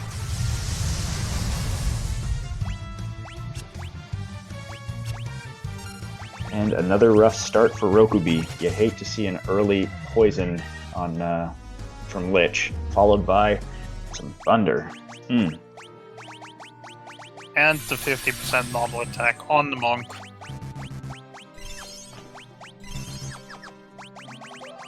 And while he resets, we enter the battle in Lich 2. So again, we talked about going 2,000 years into the past, which means all the fiends are alive again, and for some reason, much, much stronger. So the second Lich fight, the strategy is the same, but the damage and the HP of the fiend is worse. Meanwhile, little HP check again. Pookie coming in with mages that could be a little bit higher, and a monk around 350, which is a little low, but that's around the point where you start, yeah, sure, I can live with that. While Rhokubee actually had some luck with his mages lately, having 260 mages, which is really, really nice to have. Every single bit above 240 can make a difference between surviving certain attack patterns. If it's a low damage AoE followed by a high damage AoE and you can just live that is definitely an advantage for the final fights. And by the skin of his teeth. And only a 330 monk, he definitely will try to grind out that a little bit more, I think, because 330 is really still kind of low for the monk. So Lukey, just by the skin of his teeth, got through Lich 2 there. Healed up. Oh, Tiamat, yeah, wrong button. Don't mind me being sleep drunken, even though I am absolutely not tired, but my English and my observation skills are 0 right now. Yeah, fiends everywhere. So on Lukey's screen, he got through Lich 2 just barely. His monk just had enough HP to stay alive, and it was buffed, so he got through that fight, and at the exact same time, Rhokubee got lucky on his third attempt, getting through Tiamat 1. And we're already into the Carry 2, or the Merilith fight, which has its own perils on the second fight. As you can see, already a mage down. So, rough estimate, Rhokubee at this point around 10-ish minutes behind. Still, as we said though earlier, very, very much still in the race. There is still, even though we're already in the final dungeon, there is so much left to do, and there's so much that can still go wrong and cost you time. Especially with Kraken 2, Tiamat 2, and Chaos. There is still a lot of potential for Rhokubee to catch up and maybe even still clutch the win out of this, as many of our runners have proven so far. me in particularly twice in a row. I do remember that. So, yeah, so far, Lukey, getting through these fiends all right. Some very close, like we said. You definitely want those HP boosts for situations just like that, where you have very low HP left, but you can still finish off the fiend with one more swing.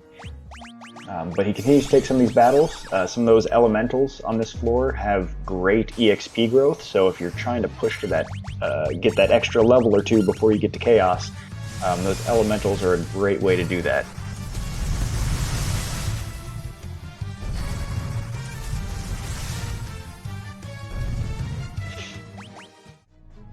And Rhokubee working his way through the volcano. Again, running from everything, not picking up any items, just getting to carry and taking her out. Another great EXP battle with the Deep Eyes. Still takes 2 casts of Thundaga to get rid of those sharks, but to get through that Deep Eyes battle is worth it.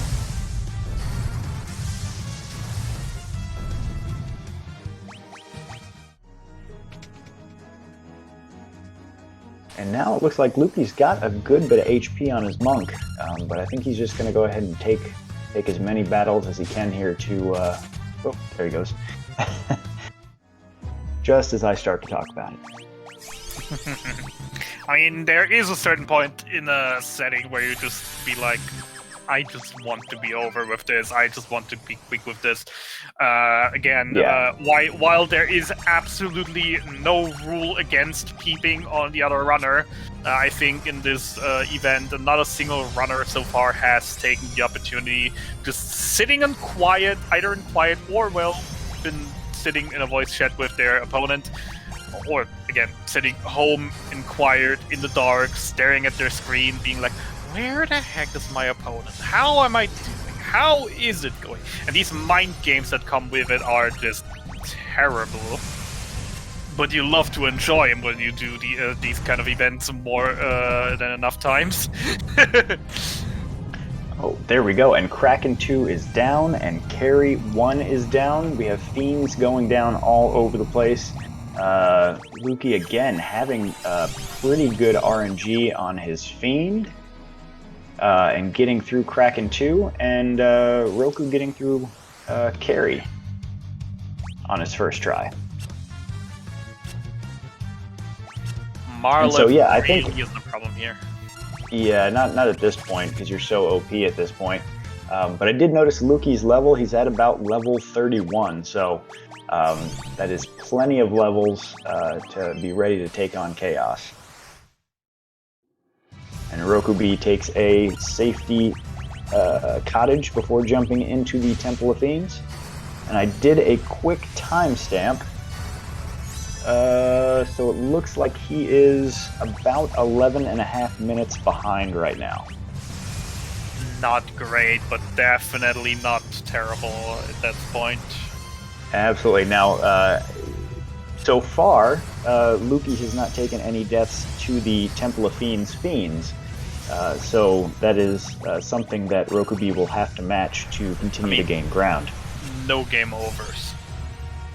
Correct. We've seen plenty of deaths. Correct. No wipes, no complete wipes yet.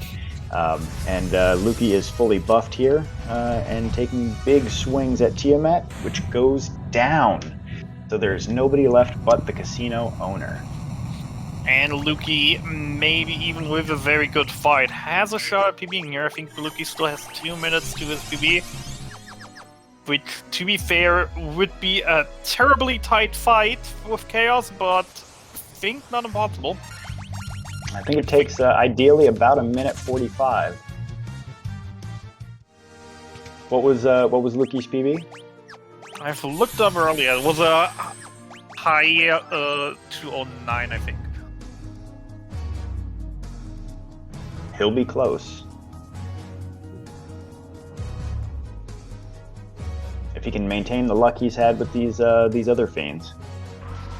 But this is the casino because it's the casino, so We'll see what Chaos has to offer him. Ideally, you want to see him do something that does not deal damage in the first round, so you can buff your monk. Ideally, you don't want to see him deal any damage until you're fully buffed, but those are the rare ones. Starting off with a Tsunami, that's definitely not what you want to see. A strong AoE right off the bat. Luckily has enough HP on everyone so they can survive. Is a little bit of a dangerous situation here, as a lot of he can do could now kill the monk. He's going for haste. Haste is not great to see early now, raising his physical normal attack from doing about 450 to 800 damage, which can really make it or break it. Though then again, the normal physical attack at this point right now has a 12.5 chance to hit the monk and a 50% chance to hit the petrified fighter. Hitting for the Black Mage for massive damage. Still having one up though, still looking great. And still casting those drinks that he obtained from the caravan that we spoke about earlier. He is casting those. Got those 3 speed drinks casted onto his monk, and continuing to buff temper. And he's going for it. How's he looking? He's in great shape. 500. The only thing that could go wrong right now would be a normal attack on the monk. Correct. You got to avoid that hit. And he does. There was the 50. Yep, just I think one more swing. I think. Maybe 2. Been low rolling a little bit. Yeah, he's playing it safe. He goes for the elixir. Yeah. Smart move there. And that actually saved his life. Oh. But yeah, he outspeeds. Oh no! Terrible turn order. Oh my goodness! Ladies and gentlemen, hate to see it. Say hello to Chaos being Chaos. That is the perfect example of Chaos being Chaos. You get fully buffed. Damage rolls were a bit weird though, starting with a 55, going to a 44, down to a 38,100. That has definitely been also very unlucky with damage rolls and maybe crits, because low rolling in this moment that your lowest roll is just 1,700 damage lower than your highest that you've done so far.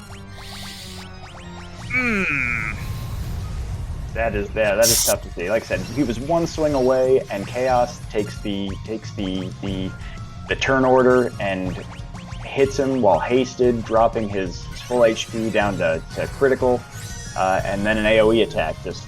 He can do that. Yeah, the turn order is by no chance consistent here.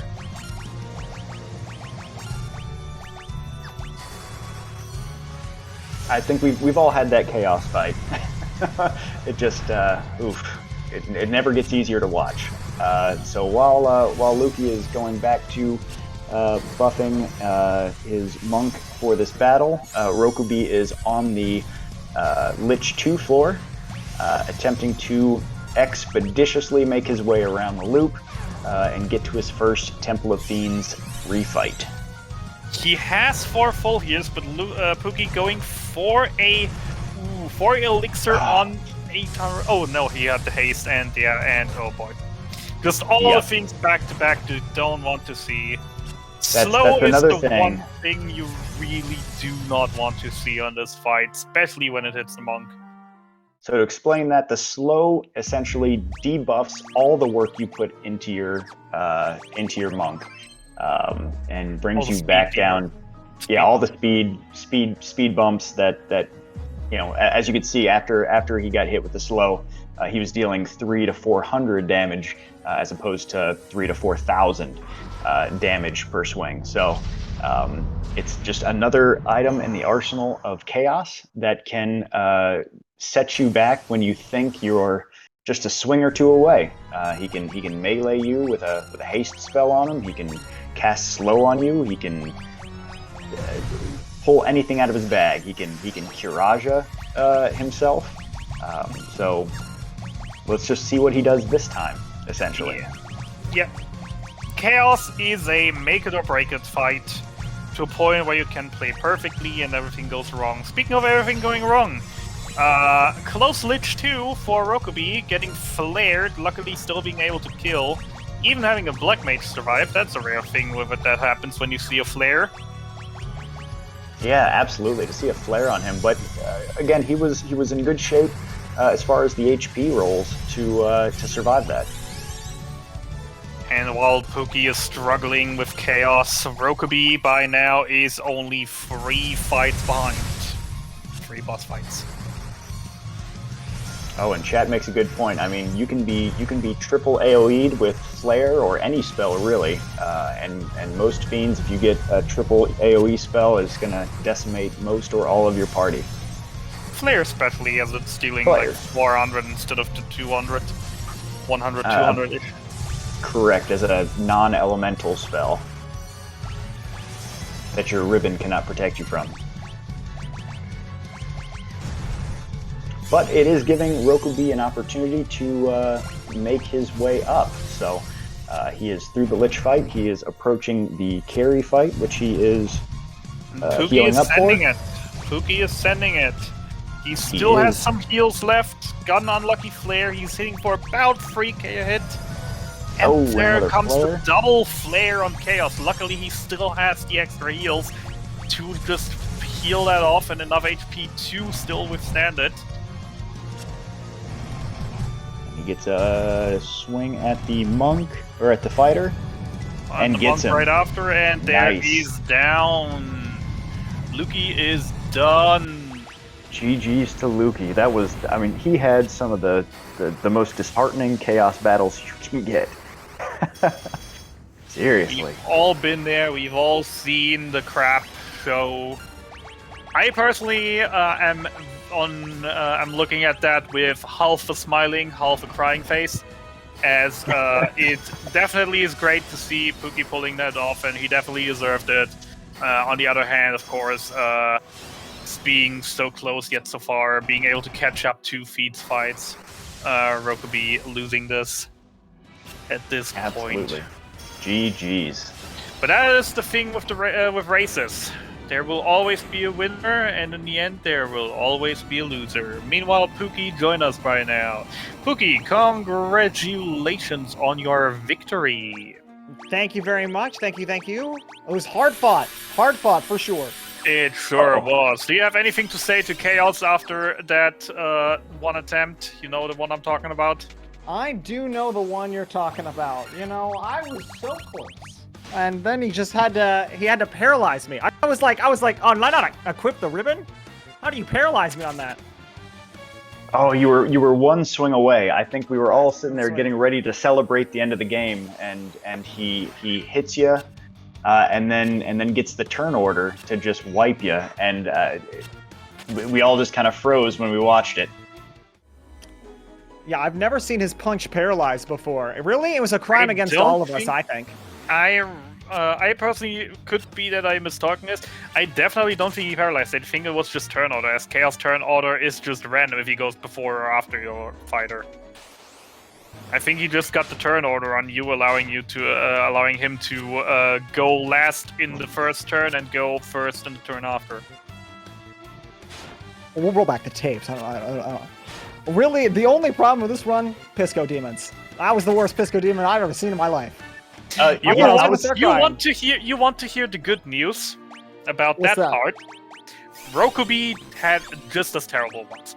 Oh, well, I wouldn't wish it on anybody. That's the whole thing. I wouldn't wish it on my worst enemy. You guys were neck and neck all the way up through about the Earth Cave. You were just right alongside each other. So yeah, all of the bad early game battles that you got, all of the tough fights you had with Astos. Now, I'm going to go ahead and say, I think the turning point of the game is where you decided to leave Astos with one fighter alive. It was tough. I know it had just taken so long, you know. Oh, absolutely. At that point, you're panicking because you're in a race and nothing's going well in the beginning, and you sit there and look at Astos and go, you know what? I don't want to fight this guy again. I'm just going to go ahead and heal up my fighter, pack it up, and hightail it back to town and cure him there. You did grab the extra treasure to get the gold, so you did have the money to revive him. Yeah, I felt confident because I'd grabbed that one. A chest I never grabbed before. I was like studying up on other racers for when I do commentary, and I saw Thunderclawed pick up that chest, and I was like, I could use 1,000 gold. And from the chat, Shane says that he can paralyze, Chaos can paralyze on the swing, and there's a 3 in 256 chance that it gets through the ribbon. So I would like to see you roll back the tape and see if you're the unluckiest man in the world. I'm just, you know what? I'm thinking about buying a lottery ticket. Absolutely, go ahead. To be fair, 3 in 256 isn't that bad, considering we live in a world with Pokemon full odds shiny hunters. We live in a world where other Final Fantasy games have 1 in 255 bucks, where we talking about Pokemon Gen 1 miss, which happen on a regular basis. So it does happen from time to time. It's not the unluckiest thing in the world to happen, though it is still pretty darn unlucky. So if we are gonna talk about lucky things and things that did go well during the run, Lukey, you only had 1 wipe to all of the non-Chaos Fiends. You had a wipe to Tiamat 1, and everybody else pretty much didn't stop you. Skin of my teeth. They're all the fiends in the like Temple of Fiends back in the past. I mean, I was living with like 69 health. You know, it was I was really giving up on a lot of those fights, and I just kind of eked them out. So really got lucky on a lot of that. And we've been saying the entire broadcast here, luck is a strategy. For sure. For sure. And that was my answer the entire time. Sometimes nope, but very good. Proud of me. Meanwhile, very good. To take a look again at our remaining runner, Rhokubee did a small mistake, forgot the quick save on Kraken, sadly. Tried his best with Phoenix Downs to get back his monk who Kraken killed. Sadly, still wiped, has to do the entire floor again, but is back up to Kraken as we speak. And does it again. He doesn't heal, he doesn't autosave, he just goes no. 1,000 times on this. YOLO. You just go for it. I've done it on Tiamat before and gotten lucky, so let's Tiamat, to be fair, send is the luck. one thing if you actually save after Kraken. Tiamat is one thing, as that is about 20 seconds you lose there. The Kraken floor is the longest floor in this shrine, so... Rhokubee, one of the nicest guys I know. I'm giving him all my hope that he's going to pull this one out. I mean, Kraken, what is he going to do? Ink? Nothing. This is your public service announcement to make sure you mages quick save. are out of spell charges. He's throwing Ethers mid-battle. They don't have the temper charges left anymore. Oh no, I can only imagine he's kicking himself now. Luckily, Kraken isn't too bad, but it's going to take an extra few punches here, an extra few rounds to get lucky. He's doing the high potion. He's playing safe. I love healing on these fights. Just throw any damage that comes out, chuck a high potion. Yep, you never know when you're going to finish the battle with about 20 HP, right? Exactly. Stacking up that damage, still throwing a few Ethers, getting those tempers in. He's playing this very smart. Though, to be fair, the smarter move would have been to, check the inventory before the fight. And Kraken goes down. Nice. Adaptability and improvisation, that's the beauty of the race.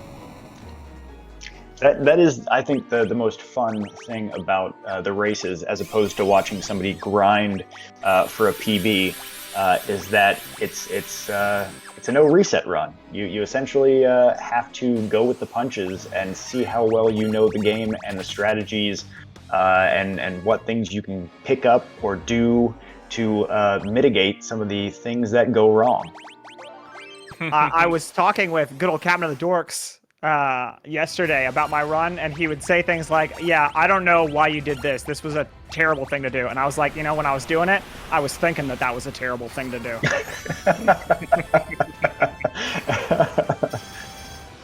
But that just happens. You make those mistakes, and you just got to work with them. Absolutely. the other question on our mind right now is we're coming up at the end of our time slot, I think. I think we only have a 2 hours 30 time slot for each of these.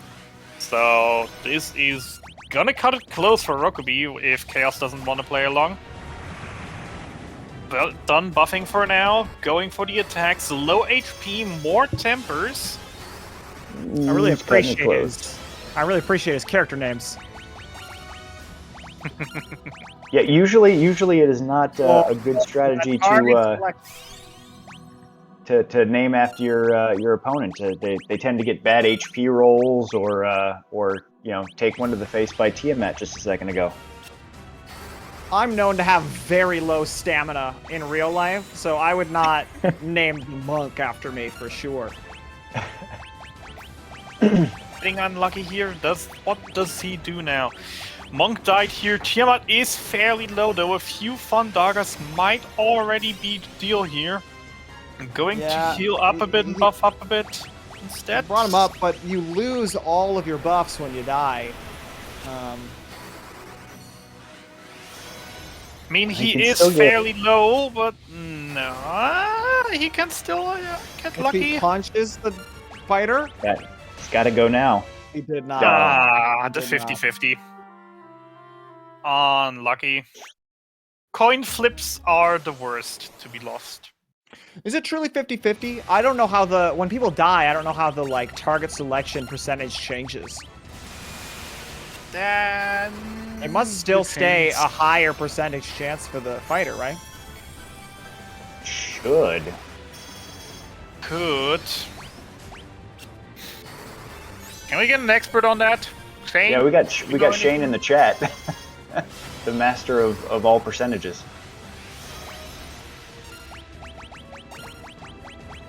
It just seems logical that there would be some new ratio set of targeting for the remaining living party members. It's hard to find these sort of statistics because there are so many different versions of this game that anything you Google, it's like. So Shane just mentioned that they retarget the failed roll. So it seems like the percentage still stays the same, and they just re-roll if they target a dead character. Interesting. There we go. Tiamat down. Another close fight, and Tiamat down. All right, here it is. I feel it. 20th round chaos. Oh, you're kind. I just was about to do. Is he gonna pull a hop and just get a first try now that the run's basically done anyways? Oh, why not? I wonder that the monk HP's a little low, but I love the HP on his mages. Oh, absolutely. Yeah, we've been following the HP growth for both of you guys and your characters, and so you didn't have anybody that lagged significantly behind. You were at level 31-ish. Or 32, so you had pretty good HP and stats on your characters.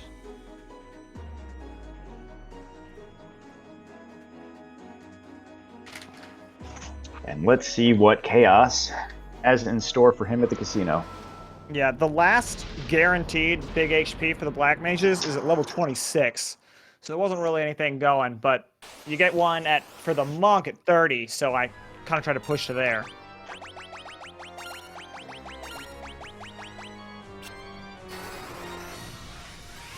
Here we go. Starting with the damaging buffs and the haste rather than the Giant's tonics. Interesting strategy. I like if you're nervous about not getting the haste out. Two tonics, but all 3 tonics on turn 2, getting lucky again. Very nice. No one been damaged so far over 2 turns. That is definitely what you want to see. Going for speed, temper, and Giant's Glove. Not stealing. You got elixir. Rhokubee playing risky here. A flare or attack could still kill at this point. There he goes. Queued up. Okay, that's great. Not getting punished. Lucky. There continue to be no consequences for his actions. Going for more. So that's how I felt when that in Mount Gulag when I got hit by that guy down to 31 health on my last monk. Like, Yep. Absolutely. So now he's going to need to turn towards melee attacks. And that flare is going to take out his mage. So, send it. Ooh. Oh. Was that a... Nah, that wasn't an exact kill. I was looking at the wrong numbers. But still, that was very unlucky. Chaos critting in this exact moment on that exact the monk. crit is rough. Yep, after such a good start with Chaos not really doing any significant AoE damage to start. You love to see it, but then, of course, Chaos can do what Chaos can do.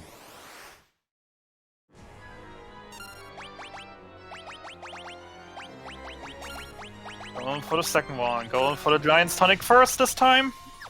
This time he is. I think he learned of his ways. I mean, maybe he was just in basically in auto battle mode in his brain. I think so. He had For that the moment between explosion, turns. Haste. Excellent. Excellent turn 2. Excellent fight so far. All the right choices. All the right turn orders. Going to start feeding those speed drinks together with some tempers. I think speed drinks is probably better than any tempers. I think you just spam the speed drinks, get them on as fast as possible. And then temper after. Temper after. But as long as Chaos stays nice, Going with a Blaze, slowly getting time for a heal, but yep, here it comes. No, it's a He gives speed drink. Speed drink. interesting play. Playing it a little bit risky here still. There's the elixir. Cure Raja from Chaos before we start Everybody getting healing, baby. That's Everybody what we start like fresh. To see. Bring in one more speed drink, getting the slow rail luckily on the fighter, and now he's sending it. Send it. As Oh. Chaos hastes. Only Not quite enough. 2600, not a ton of damage. I'd heal immediately. And he's getting us. There gets the attack. He is not Another quite. haste, getting It's fine, lucky. he can't get faster. Okay, Blizzaga's okay. Continue to fight. He's over half dead. Honestly, consider a heal again. Fire Raga for a low damage roll. Yeah, because he's gonna punch. He's gonna punch. I knew it. I knew it. He still had at least two more attacks to kill Chaos, though. Yeah. Yeah, but on the other side, with the healing, also can just say, Pookie, not everyone has 4 full heals. Oh yeah, not everybody gets to get an X-Pot drop from the Tiger. Oh, not everybody gets that? That's so weird. Ugh. I thought guaranteed. To be fair, I personally still have to say, even if I get an expert drop, I still only get 3. Yeah, again, and that's the question. Do you grab both islands? And at that point, I wanted the... I've been poor the last few runs, so I wanted the money, I wanted the cottage to heal, so I did go ahead and stop and get both. And I think it did pay off. I think I really needed all of them. And yeah, I think we had discussed that is kind of the difference sometimes between a race where you can pick up the safety strats as opposed to running for your PB, where if you want to shave off a minute or two, you can skip out on those.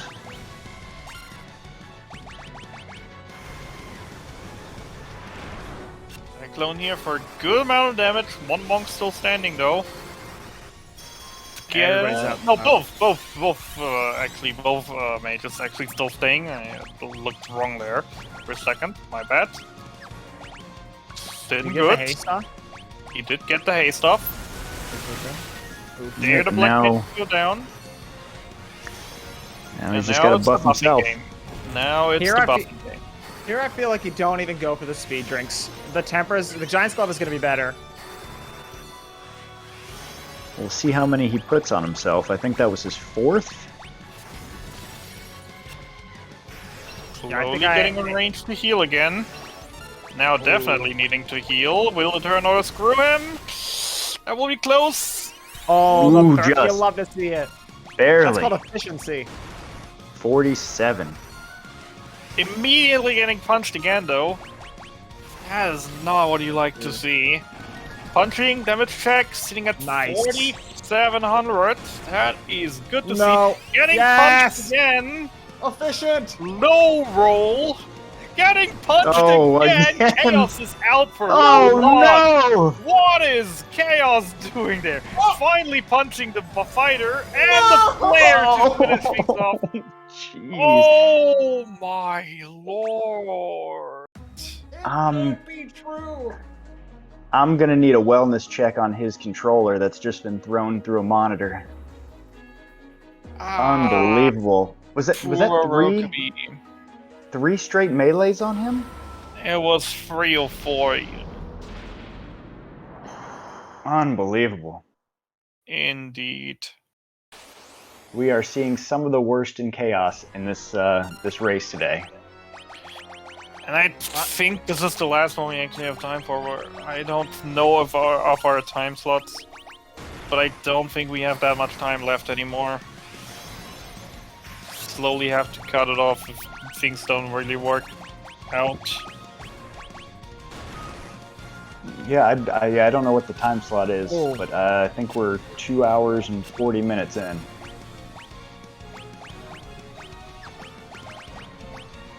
And this one, you just when you go down like this, you just defend until you get a second try. Or, you know, be sassy and just hit him a bunch of times with a stick. just for good measure, just to see if he remembers it on the next attempt. Oh my! He tries to reset the RNG with a quick sidestep and gets 4 purple worms. Yeah, we can go ahead and call that bad luck. But maybe, hey, purple worms, that's a lot of experience. Maybe you take that. A couple Blizzagas? Maybe you pop up a level or something. I thought I had heard that it does nothing to the RNG to wiggle around. It just feels good. Yeah. Could always run What a is that? could always run What a more do you victory need? lap. Listen, when Chaos flares you at that amount of health, anything that'll make you feel good, you know, you gotta do it. Not just a flare, but a flare after 3 melee attacks in consecutive order. Alright, so back to the buffing. We got our tonics off, and we're gonna go back to attempting to get some, Oh, you gotta get that some haste. heal. He's not getting the haste, he's getting a speed drink instead. I hope he doesn't mistake things and doesn't forget that he doesn't have haste on yet. There he goes for the There it is. haste. He He lives just there. living it easily. Yep, when all else fails, try something different. You need that haste. Haste doubles your hits. Oh, absolutely. For the last of his speed rings, not You're not quite gonna getting do it it. off.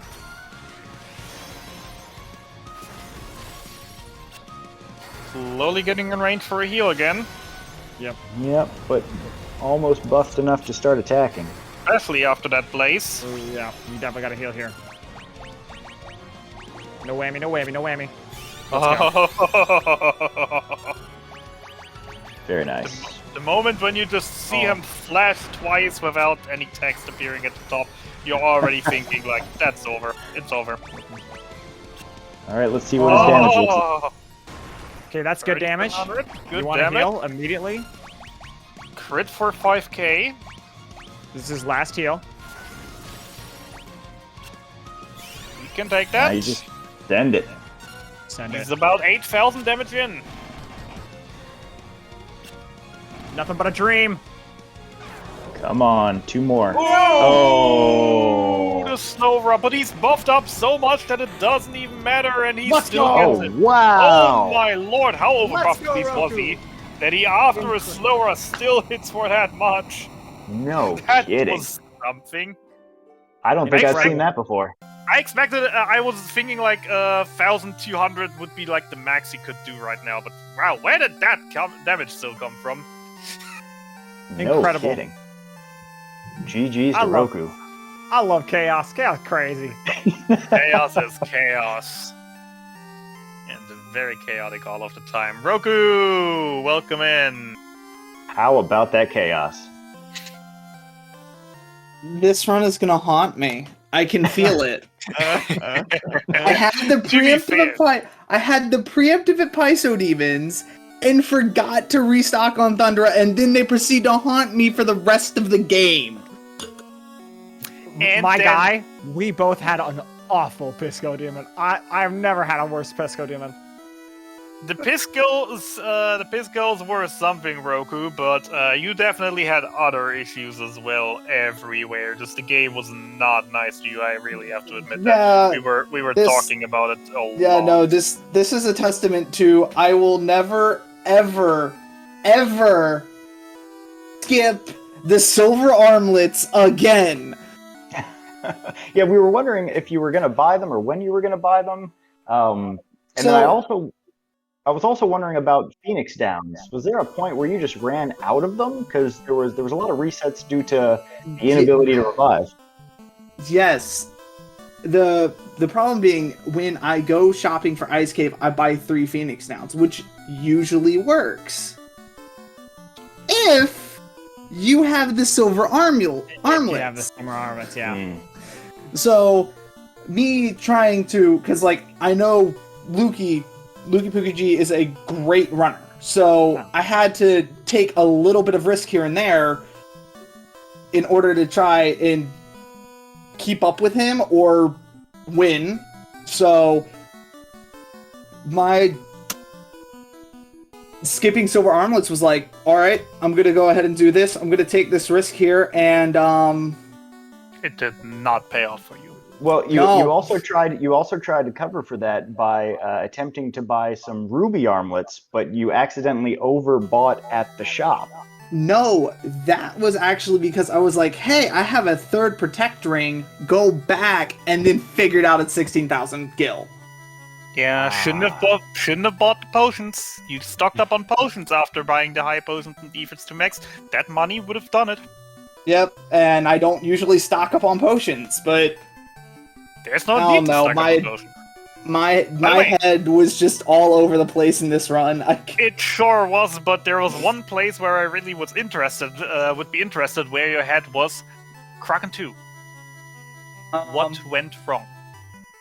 So, I just ended up going in there and then immediately stated what could possibly go wrong on my side of the screen, and yeah, that's what could go wrong. That's rough. I mean, Hey, the first fight I personally paid attention to at least was something. You had a decent chance, would have been a decent bit of that things in, tried to revive, everything seemed to work out. Then I just noticed, oh wait, you didn't autosave. And that was you didn't quick save, and that was the point, like, The real interesting part was the second fight, though, in my opinion. What happened? Why were you out of spell slots? Why did you have to throw Ethers in the battle in order to opt for the fight? Again, it goes back to the sentiment of when I stated, what could possibly go wrong? You just click it. You gotta go. You know, sometimes you get that feel, like it's right, like I'm right there, and you just gotta like go. You're just in a hurry, and you click it, and you're like, oh no. I didn't save. I took so long to beat Pisco Demons, and then I beat them, and then I immediately died after the fight, and I hadn't saved after beating Pisco Demons. So I had to go back to fighting Pisco Demons. It was, those things they slip away. Yeah, it got to that point in the run where I just the combination of everything that happened beforehand just ended up getting to me at Kraken 2. Well, if we could say anything about the runs, it was at least very, very entertaining. It was entertaining. It was definitely a lot to learn off and from for both you and the other runners and the viewers who don't run this. But yeah, since we're a bit close on time, I definitely want to cut it short. So, Rhokubee, any final words? Anything you want to tell our audience? Know what you need to buy for items for your equipment, and the run will be so much smoother. Pookie, anything to add to that? Yeah, I just like to say thanks so much, Rhokubee.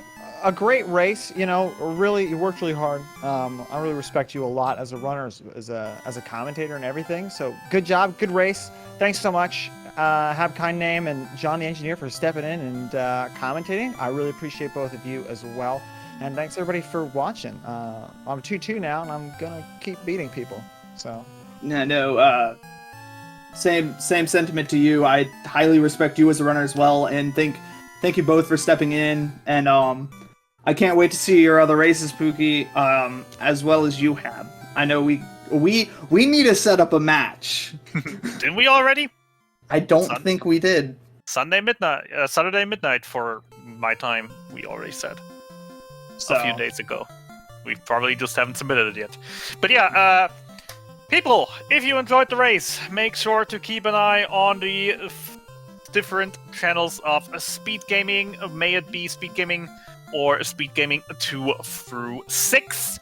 The event is long not over. We have a lot of more interesting races to come, including myself against Pookie and Rhokubee coming up this weekend, which will be hella funny and hella interesting considering I won the last 3 in a row, so I'll probably be cocky as hell and will just get steamrolled probably. But enough of that. Thanks everyone for stopping by, thanks everyone for watching, and we'll see all of you the next race. Bye bye!